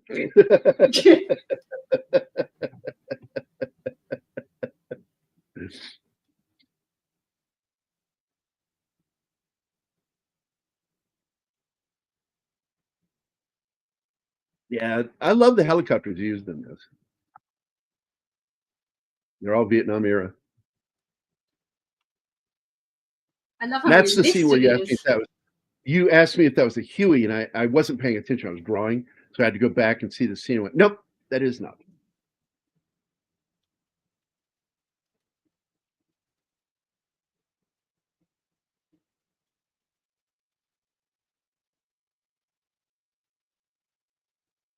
So Andrew Stevens, by the way, was nominated for the Golden Globe for Best Motion Picture Acting Debut for a Male. This was his first gig. Wow. Nomination on the first. His first movie gig. First movie gig. Okay, let me correct that. That's this impressive. film has been issued numerous times on video since its theatrical release. First in-house via Columbia Pictures, and later through other companies as certain ancillary rights changed hands. It ended up becoming part of the library at ITC Entertainment, which you guys know who that is. They did a lot of the stuff for the BBC. You would see ITV and ITC are the same company. So ITC was a branch of ITV. So anyway, they're the ones who put up like the Muppets, shit like that. So today, the major rights are held by an independent film company, Fortune Star Media, which is the logo you saw at the beginning of the movie, which also now holds the film's copyright with distribution by Hinstooth under license. So VHS and DVD versions of the film generally lack the closing epilogue revealing the fates of Washington and Fazio and Pike, which I think is a mistake. I think that's one of the best, but it's sad. And I think it's fairly inaccurate to how guys survived the war. There he is. He's getting so fucking angry because they just found a relay station. That's all this is. A radio. It's not military tactical. It's a for their propaganda radio station. And he gets angrier and angrier and angrier. And this is when he finally gets like Washington and decides, fuck these people. This is where we're going to do something. So this is where that leads to the scene where he orders a fire mission on a fucking empty hill. He says, they want body counts? I'll fucking give them a body count. He says, see that hill? We're going to call a fire mission on hill. There ain't nothing over there. No, you're not seeing what I'm seeing. Look over there again. Look at all those hooches and all the fucking great scene.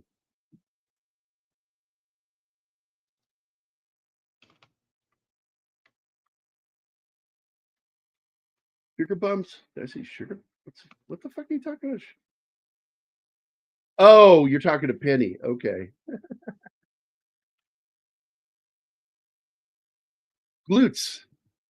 Yeah, as a medic, the minute you say glutes, I immediately think is the upper ass.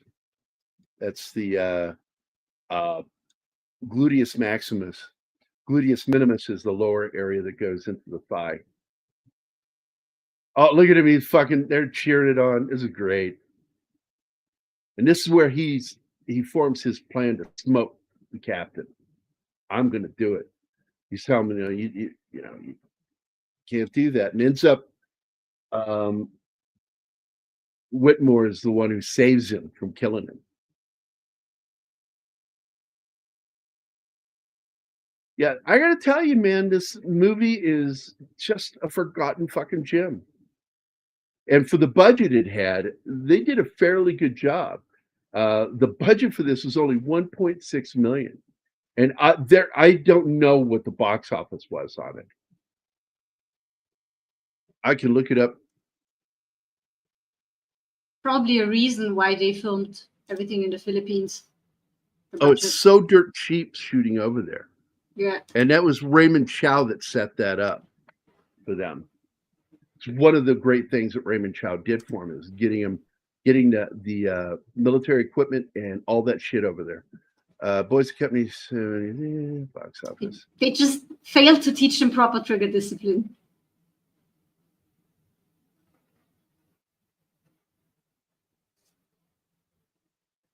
It's considered less polished than the other films, like Full Metal Jacket and Deer Hunter, which I have a problem with Deer Hunter because that never happened.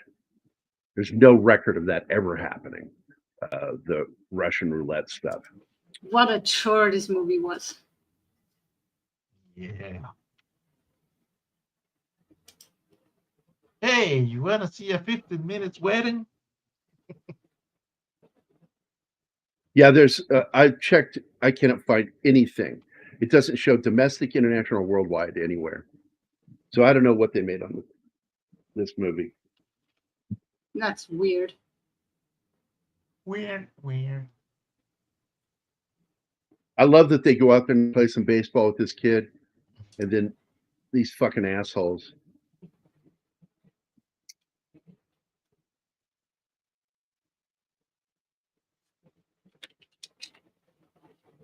Yeah, this is a scene that really gets to me.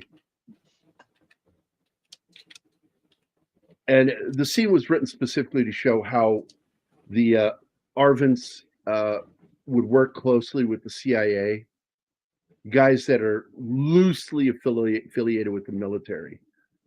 And like the dude you saw earlier with the black beret, it's like, and they would take these guys up in helicopters and drop them. I mean, I've heard the actual stories from grunts, but it's not that frequent. But that's something that Hollywood guys like to get a hold of. The other thing in this one, 11 Alpha, and you'll have an opinion on this, is that landmines don't work the way they show in movies. There's none of these. You step on it, it clicks, and then you got to wait. Oh, if I move my foot, that's not how it works. It's these plated landmines, don't work that way. And on top of that, one, they didn't have that kind of tech. The Vietnamese, VC and the NBA didn't have that kind of tech. Two, you wouldn't put a landmine like that in a fucking rice paddy because that's where the farmers work.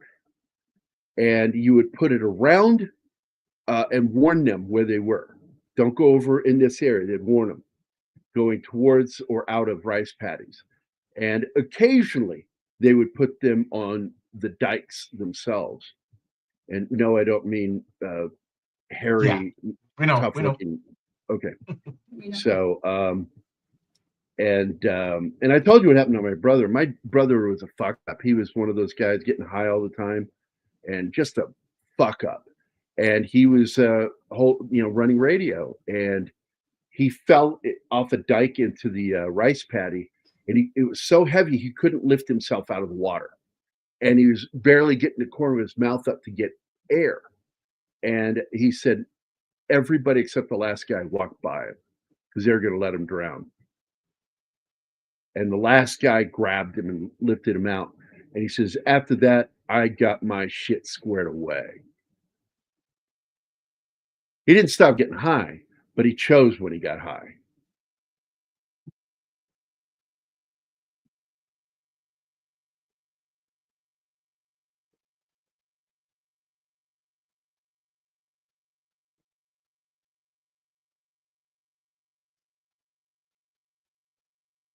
Yep, that's correct. And what a lot of people don't know is in the shooting of that film, and there's a great Hearts of Darkness is a great documentary about the making of the film. It talks about the fact that they were dealing with a civil war. And so those helicopters they were using, the Hueys, were from the Philippine National Guard and that they would have to be relocated while they're shooting because a fucking war was going on. And they'd have to go fight, and then they would come back and make the movie. I like this part of the film. It's really good because, you know, I'm going to tell you right now, most Americans in the 60s didn't know how to fucking play soccer. And so this is kind of funny. They're going to play against these guys, and the only reason they're going to kick their ass is because they can kick harder, further, and are bigger than the team they're fighting. See how dark the skin is? That's Philippines, man. It's so stupid of them, though. They get offered a way out to go home. All they have to do is lose against these guys. And they just can't do that. And it kills them all in the end. Almost all. In the Marine Corps and in the Army, you had it was split pretty much down the middle. You had the group that fucking would get high, and then you had the group that drank beer and booze. So not everybody got high. Also, the Philippine Army did not have Cobras, so they only had Hueys, and yeah, that's right. Because I don't think you see any Cobras in that movie. I think you're right. There are no Cobras in that movie. Oh, the budget like that, they had to use what they got on there. No, not this one. I'm talking about in Apocalypse Now.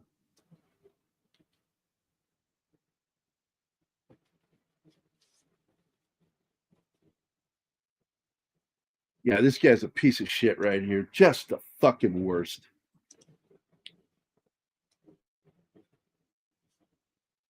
And I was always notorious for being told how I needed to do something. And I would, yes, sir, will do, roger that. And I'd go to my guys and I'd go, this is how we're going to do this. And we would go do it the way I said to do it. And we did. And they said, you know, weren't you ever worried about getting into trouble? I went, no, because I knew we could get it done. And we would get it done better than the way they were saying it in less time. Because that's one thing I hated about a lot of the officers I dealt with. They create waste like nobody's business.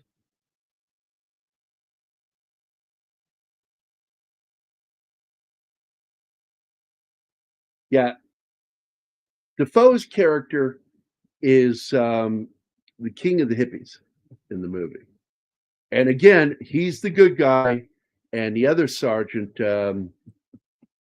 it's Matthias and, I forgot the other sergeant's name. Matthias and the other character. Elias and Barnes.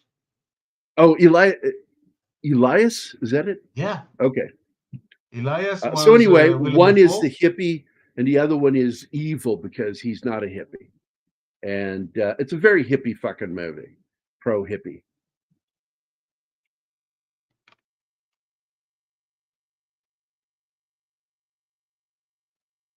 And the sad thing about that character, when he picks up that weapon at the end and finally wants to kill somebody because of what they did, he gets smoked immediately.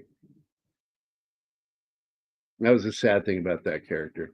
Fifth Group Flash, but without the diagonal Arvin flag in country version had, right? Yeah, Tom Berenger is so fucking good in that movie.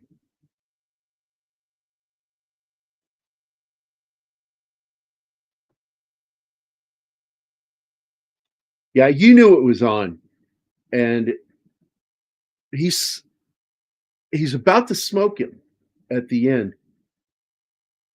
and then the bomb hits. I can't remember if it's napalm. It's the big mission that Dale Dye calls in when he delivers that best line in the movie. What a lovely fucking war. And he was fucking good. Gave him that scar. Oh. What scar? Barnes, Sergeant Barnes has a fucking facial scar that goes all the way to his lip up to his eye and shit. Mm. That was a really cool scar.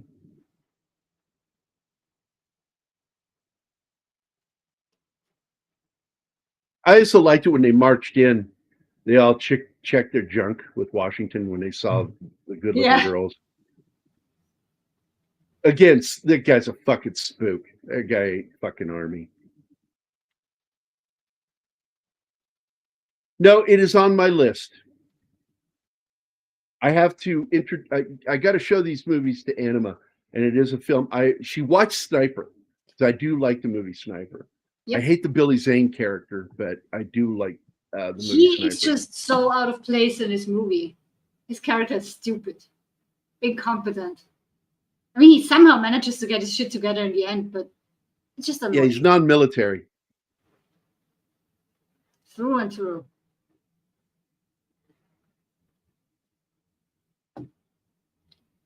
I am not a fan of Billy Zane at all. No. I think he's a terrible actor. It amused me when after Titanic he had to shave his head because fans were giving him shit because his character was such an asshole. Had to get rid of all his pretty hair. Well, he was starting to lose that hair, so maybe Okay. It's good timing. Good timing, Also, or bullshit. Maybe don't he know. was trying to gain some sympathy. Maybe. I saw Titanic The in captain gets Ireland killed in in a this movie scene. theater. And when he gets spit in the face, the whole theater cheered. I've never had a reaction like that over here. That was great. Yep. Sorry. He was an asshole in that film too. Agree. Yeah. But the captain gets killed in this scene too. And the story starts in 67 and this takes place in January of 68. And I don't know what was in those tanks, but all that was in there was a small amount of explosive. And this is a film where, for the most part, they do a fine job with explosions until you start seeing the first fireball during a fire mission. You see a fireball, I'm like, what the fuck? Fireball? What the fuck are you doing? All the combat scenes are very realistic compared to what we see. Yeah, in this other is where he movies. buys it. He goes running into that fucking bunker and gets hit as he's going in by an explosion. I don't know if that's supposed to be a mortar round or what. It was planted behind a rock, so it looked really fake, but I don't care. He died. This is a very low budget film.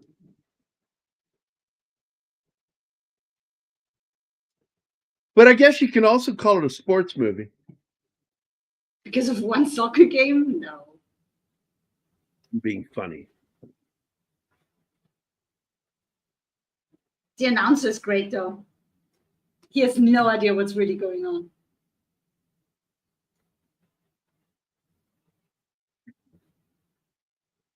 Yeah, he's talking to his best friend, and they're finally talking again after their big fight. And a grenade gets thrown. He yells, "Grenade!" I don't know if that's a joke or true. I don't know. It must be. This is the part that irritates me a little bit because after his tour, he gets to go home. And he can go back to his normal life. This again, it's an enlisted character. He's a very patriotic, love America kind of kid, and he's telling them, you're going. He says, I'm getting you out of here. This guy's got a TBI is basically what he's saying. And the sergeant says, we ain't got room for that kind of shit here, boy. Go. And then he does. In the aftermath, you read that he went AWOL, ended up in Canada. And usually that's guys who got drafted that did that, not guys who enlisted. My cousin Larry got nicknamed Gomer because he enlisted into the Vietnam War. He served in the U.S. Marine Corps. Very quiet, very reserved guy. He would interact with me as a kid, but he was just very quiet, soft-spoken. Didn't say a lot. Yeah, this is the grenade scene where he jumps on the grade and he looks up. Where's my buddy? We just became friends. No, It's heartbreaking. Yeah. We've seen it in another movie too, where one guy goes down on the grenade to save everybody else.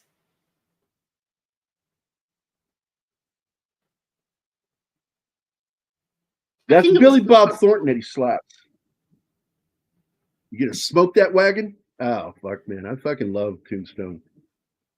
I saw it in the theater when it came out.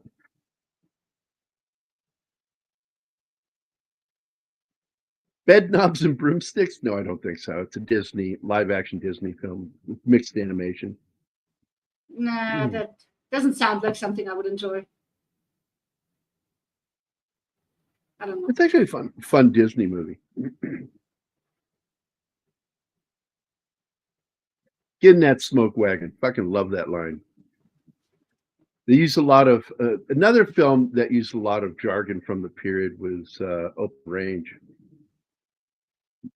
When he calls Duvall's character Bucket Mouth,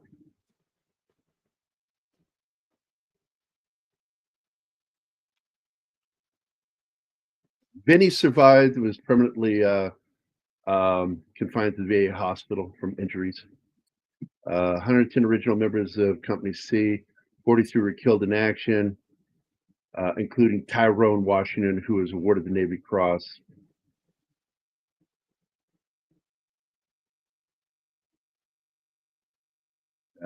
The Lieutenant Archer and 2 others are still listed as MIA. Archer was, of course, played by I forgot his name. What the fuck is his name?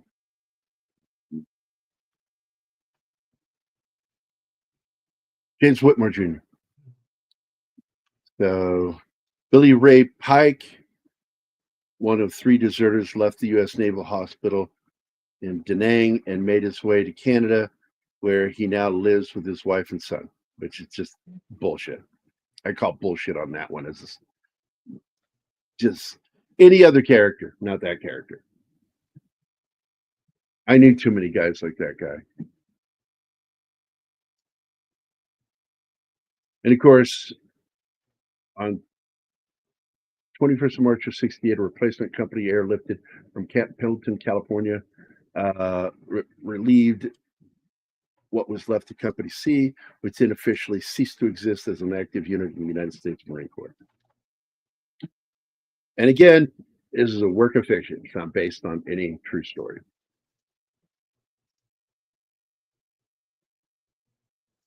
Still, it's a damn good fucking movie.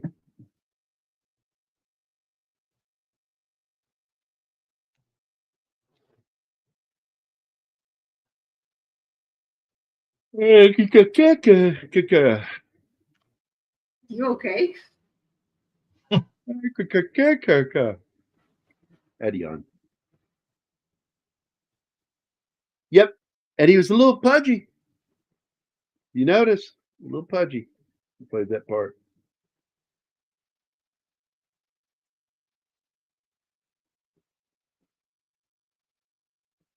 Yeah, he slapped him so fucking hard.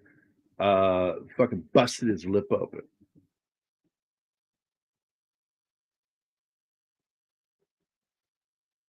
That's a good fucking scene. There we have it. Boys in Company C. Greg Wasson, like I said, was in 2 Vietnam War films. First things he did in film. He was in Go Tell It to the Spartans, and then this film. He was also in MASH. He plays the character that gets a head injury and then doesn't want to go back to the front. If anybody remembers that episode. I didn't see this show. MASH? Mm-mm. Never It was a good watched it. show. I always found it funny that the Korean War in reality didn't last anywhere near as long as the show did.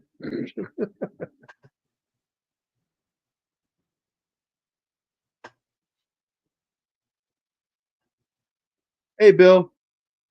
I will not Hey, have Bill. an opinion on it because I saw the trailer and I'm not interested in it. Oh, I am. I know I'm taking the risk, but I'm I had a gonna big try and chuckle with see the it. first film. That scene where she's in the hallway, fucking does that little dance and then grabs the paper cutter blade, breaks it off, chases that guy down to the elevator. Fuck me. That was fucking great.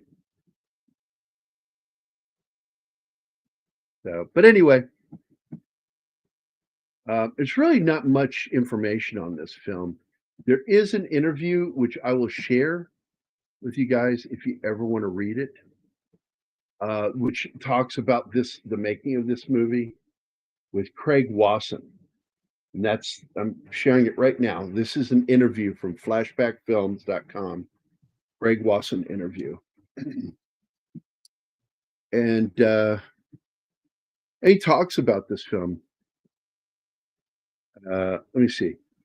You got your first break in 1975 when you were cast in The Boys in Company C. What was it like for you at that time as a struggling actor? His response was, life was good. It was interesting. The way I ended up getting that role, I had read the script and it moved me. My brother was in the service. He was not in Vietnam, but he or I could have easily been over there in that nightmare. So I was thinking about the script and about my brother, and I wrote a song called Here I Am, which ended up in the movie. When I auditioned, I brought my guitar thinking I could play that song for the director or the casting director. And I'm sitting in a room with a bunch of other guys waiting to go into audition. There's one guy who asked me why I brought my guitar. Said, I read the script, I really loved it, and I wrote a song. The guy says, let me hear it. At first, I didn't want to, but the guy seemed to have some authority. So I play the song, and he says, that has to be in the movie. Turns out the guy was Rick Natkin. He took me inside and introduced me to Sid Furie, the director. He said, listen to this song. Sid listened and said, yeah, okay, you're in the movie. And that's how I got the part. I didn't even have to read for it. That's fucking great. And then they asked, what were your thoughts on the Vietnam War at the time? Oh, I can hardly wait to hear this. Most of my thoughts on the war are retrospective. At the time it was happening, I was blessed in the sense that the lottery ended the same year I became eligible. I remember checking my number a couple of years before I became eligible, and each time I came up with really low numbers. That's not good. It was all chance. I was 17 or 18 years old, and I thought, if I go, I go. I'll do whatever my country needs me to do. Well, this is good. I would have obeyed the law, but the first year I became eligible, the lottery ended. And that was the year I went to New York to pursue a professional acting career.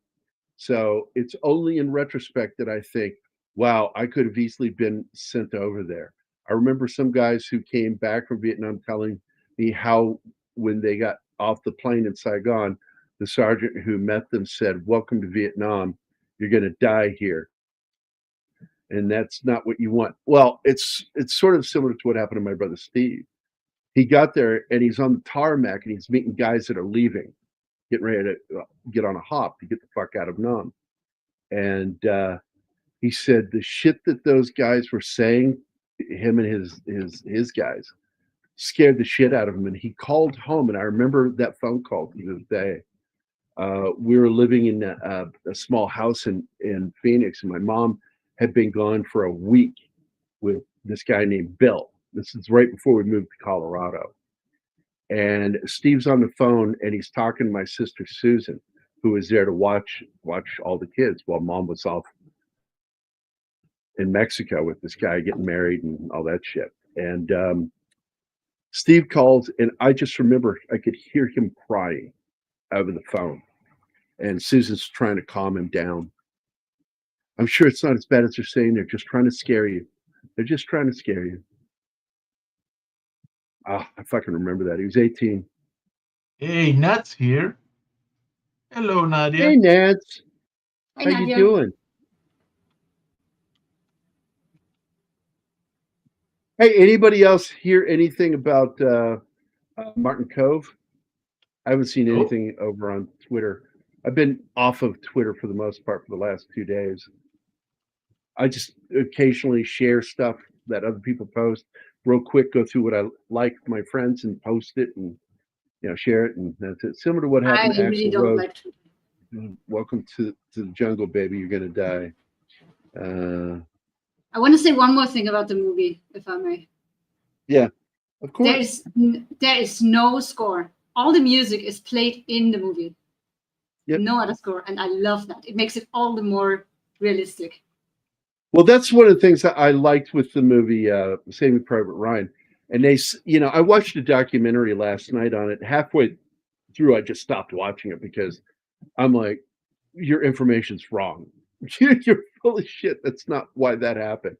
And they talk about soldiers who were put on, a 10-day boot training, and didn't even mention Del Dye in that.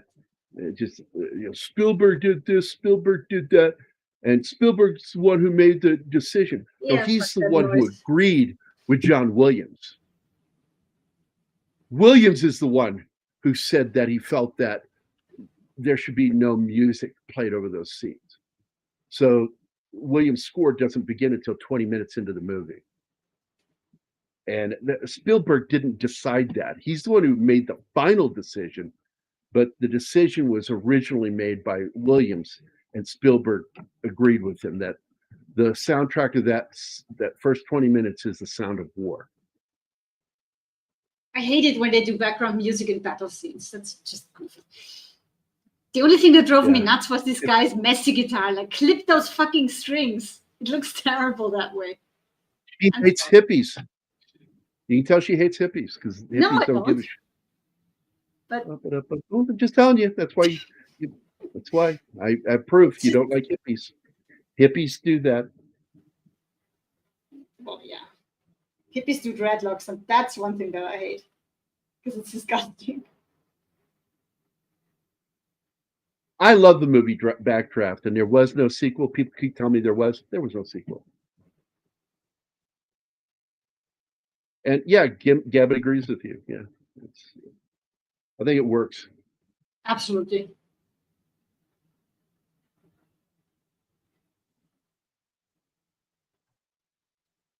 Hey, Helen Place is in the house. Right at the end. Hey, Helen Place. How you doing, buddy? So we got Bill Barkley. Let me go through the list here. We've got Snorty, Gambit, Emmanuel, Penny, 11 Alpha, Sandra Hammerschlag, Mighty Orbots, Andy Morrow, Glenn Fleming. Hey, 2 Limeys watching the show. Where's Read by Nature so we can have a trifecta? Bush, Meth, Bill Barkley, Helen Place, and that's it. Not that many people watching today. I don't care. I do these shows not just to build the audience. I do it because I want to talk about films that I like and want to talk about. Was Nadia on that list? Nadia? Was No? Nadia on that list? Oh, no. No, Martin sorry, always Nat. skips Nadia. Ah, fuck off. Yeah, thanks.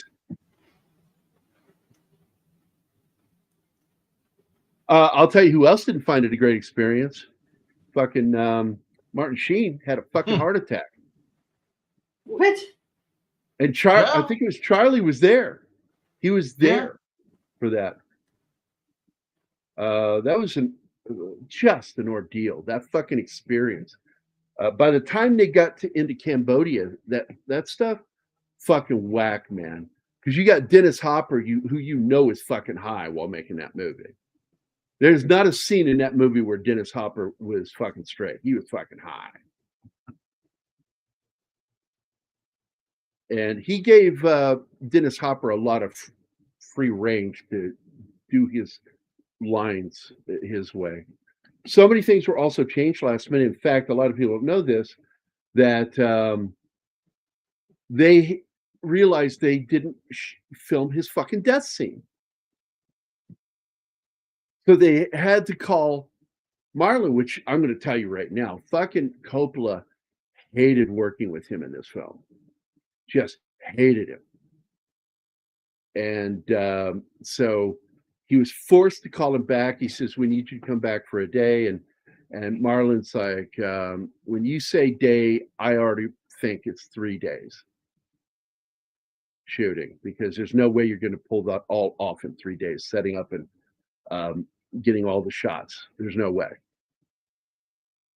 So he says that's 3 days. So if you want me back, it's another $75,000.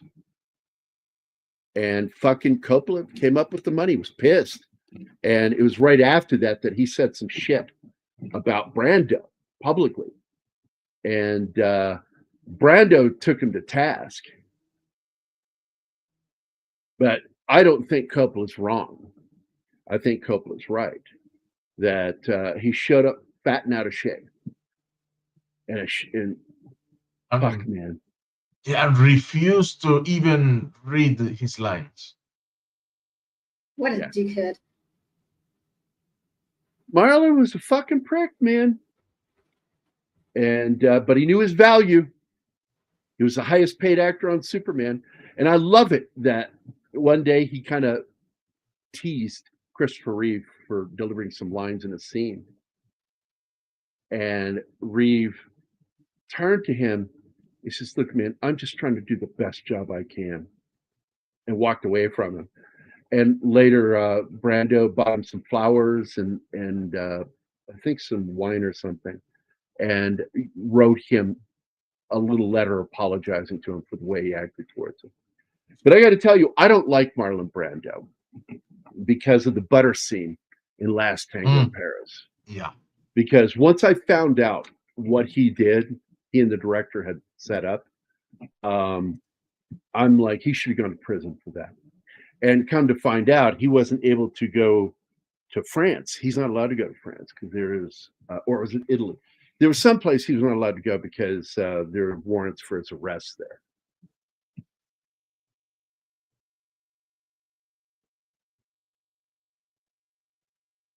Oh, yeah. Dude, that scene in which he is in the hotel room and he was drunk as fuck mirror. doing that scene. Yeah, that was not acting. He was having a breakdown. Dennis Hopper was definitely an alcoholic, but he was a drug addict too at the time.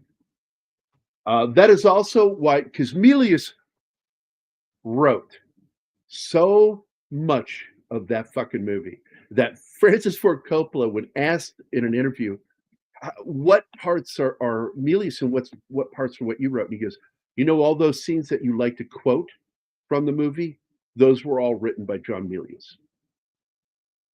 But then he also brought in Michael Herr to help with some of the narration, to beef up the narration in the end. And Michael Herr, I'm going to tell you something. Nobody can write a narrative better than Michael Herr. And prime example is The Rainmaker. Because I don't think that's a very good film. But I will watch it and watch it and watch it because the narration is so fucking good in it. And by the way, Matt Damon is doing Matthew McConaughey impression the whole movie. And that's not a joke. He's doing a Matthew McConaughey accent on purpose because he knew him. And he impersonated him for that movie, The Rainmaker. Look it up and watch. Tell me you don't catch it. Oh, absolutely. And I don't blame Coppola for never wanting to work with him again, but I think Coppola's a prick too. It's like there are gradient levels of prickness, and he's less of a prick than Brando, but he's still a prick. Proof of that is he shows up at Duvall's, and Duvall thinks he's there to negotiate for him to do play the consigliere again on the third Godfather. No, he came there to have dinner with him and steal his fucking recipe for marinara. True story. Look it up sometime. He wanted his recipe, his sauce recipe, which is generational. I think his mother or grandmother gave it to him.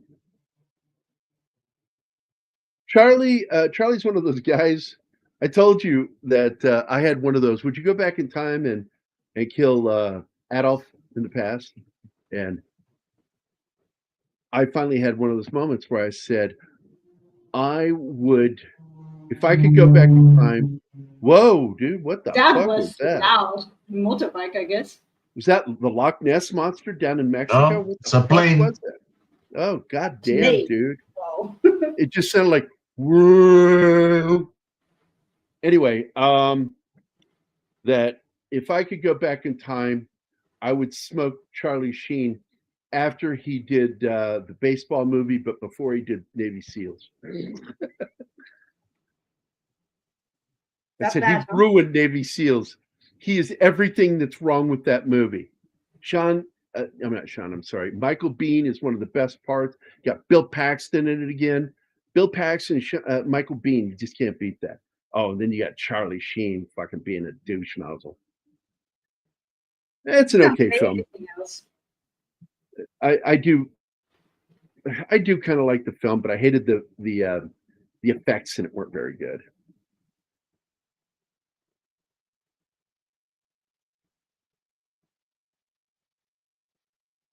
Yeah, it's sort of like I found this photograph of a guy dressed as Jesus sitting at a table with a guy dressed as Colonel Sanders. And I wrote on and made it into a meme, and the meme is no shit, salt and pepper. I'm the son of God, and I had no idea that was the secret recipe.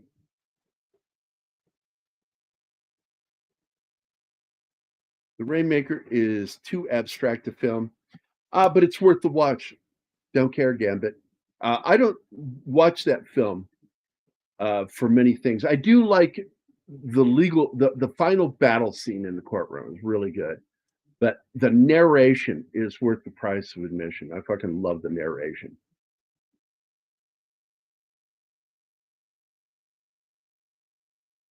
Are you wee Scottish?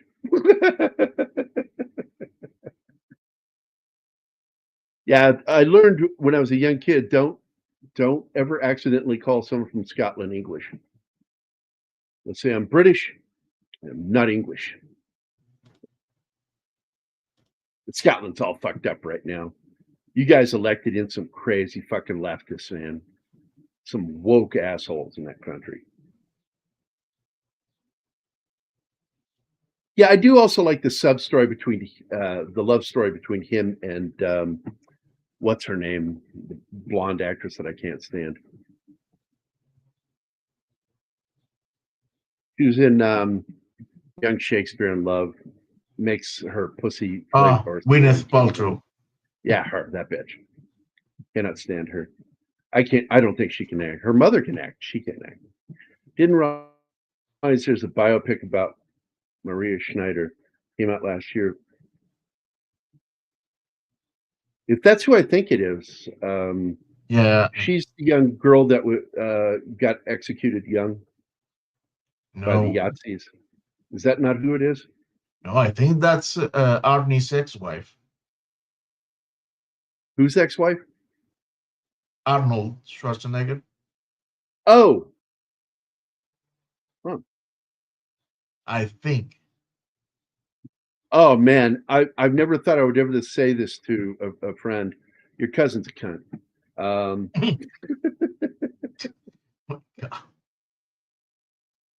I have said many a time, I want to bang your cousin.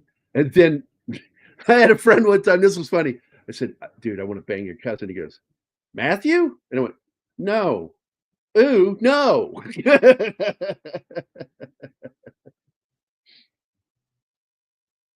So I was Matt Dillon as Marlon Brando and Anna Maria. There's another Brando film coming out with that dude I fucking can't stand, Billy Zane, playing Brando. Now watch the trailer. Damn, he looks like and sounds like Marlon Brando. It's fucking weird.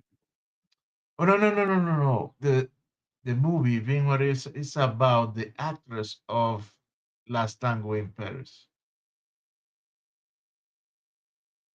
Not particularly. Yeah, I have some distant cousins too that I don't consider cousins.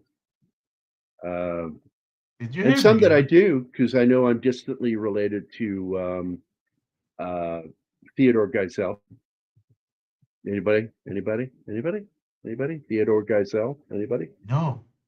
No? No, Dr. Seuss. On my mother's side, I'm not that distantly related to the great detective writer. Just forgot his name. Created Sam Spade.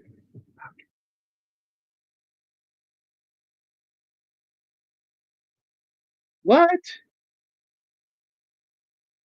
Now I would end this like with it was a wrong number. He kept dialing by accident. He meant to call the pizza parlor.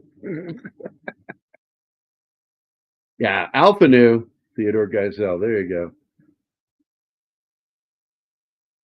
Project Hail Mary. I watched the trailer and I've already forgotten it. Remind me what that one's about. It seems because I watched it twice. I've watched it twice, and I'm looking forward to it. But I'm trying to remember what the hell it's about. It's a true story, as I recall.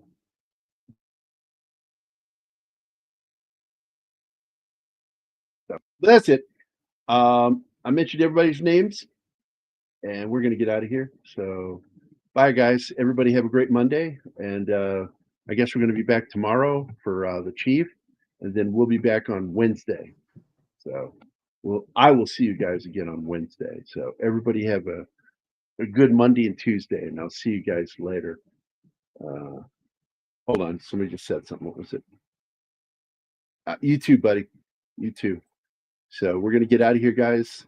And with that, bye, y'all. Bye. Bye.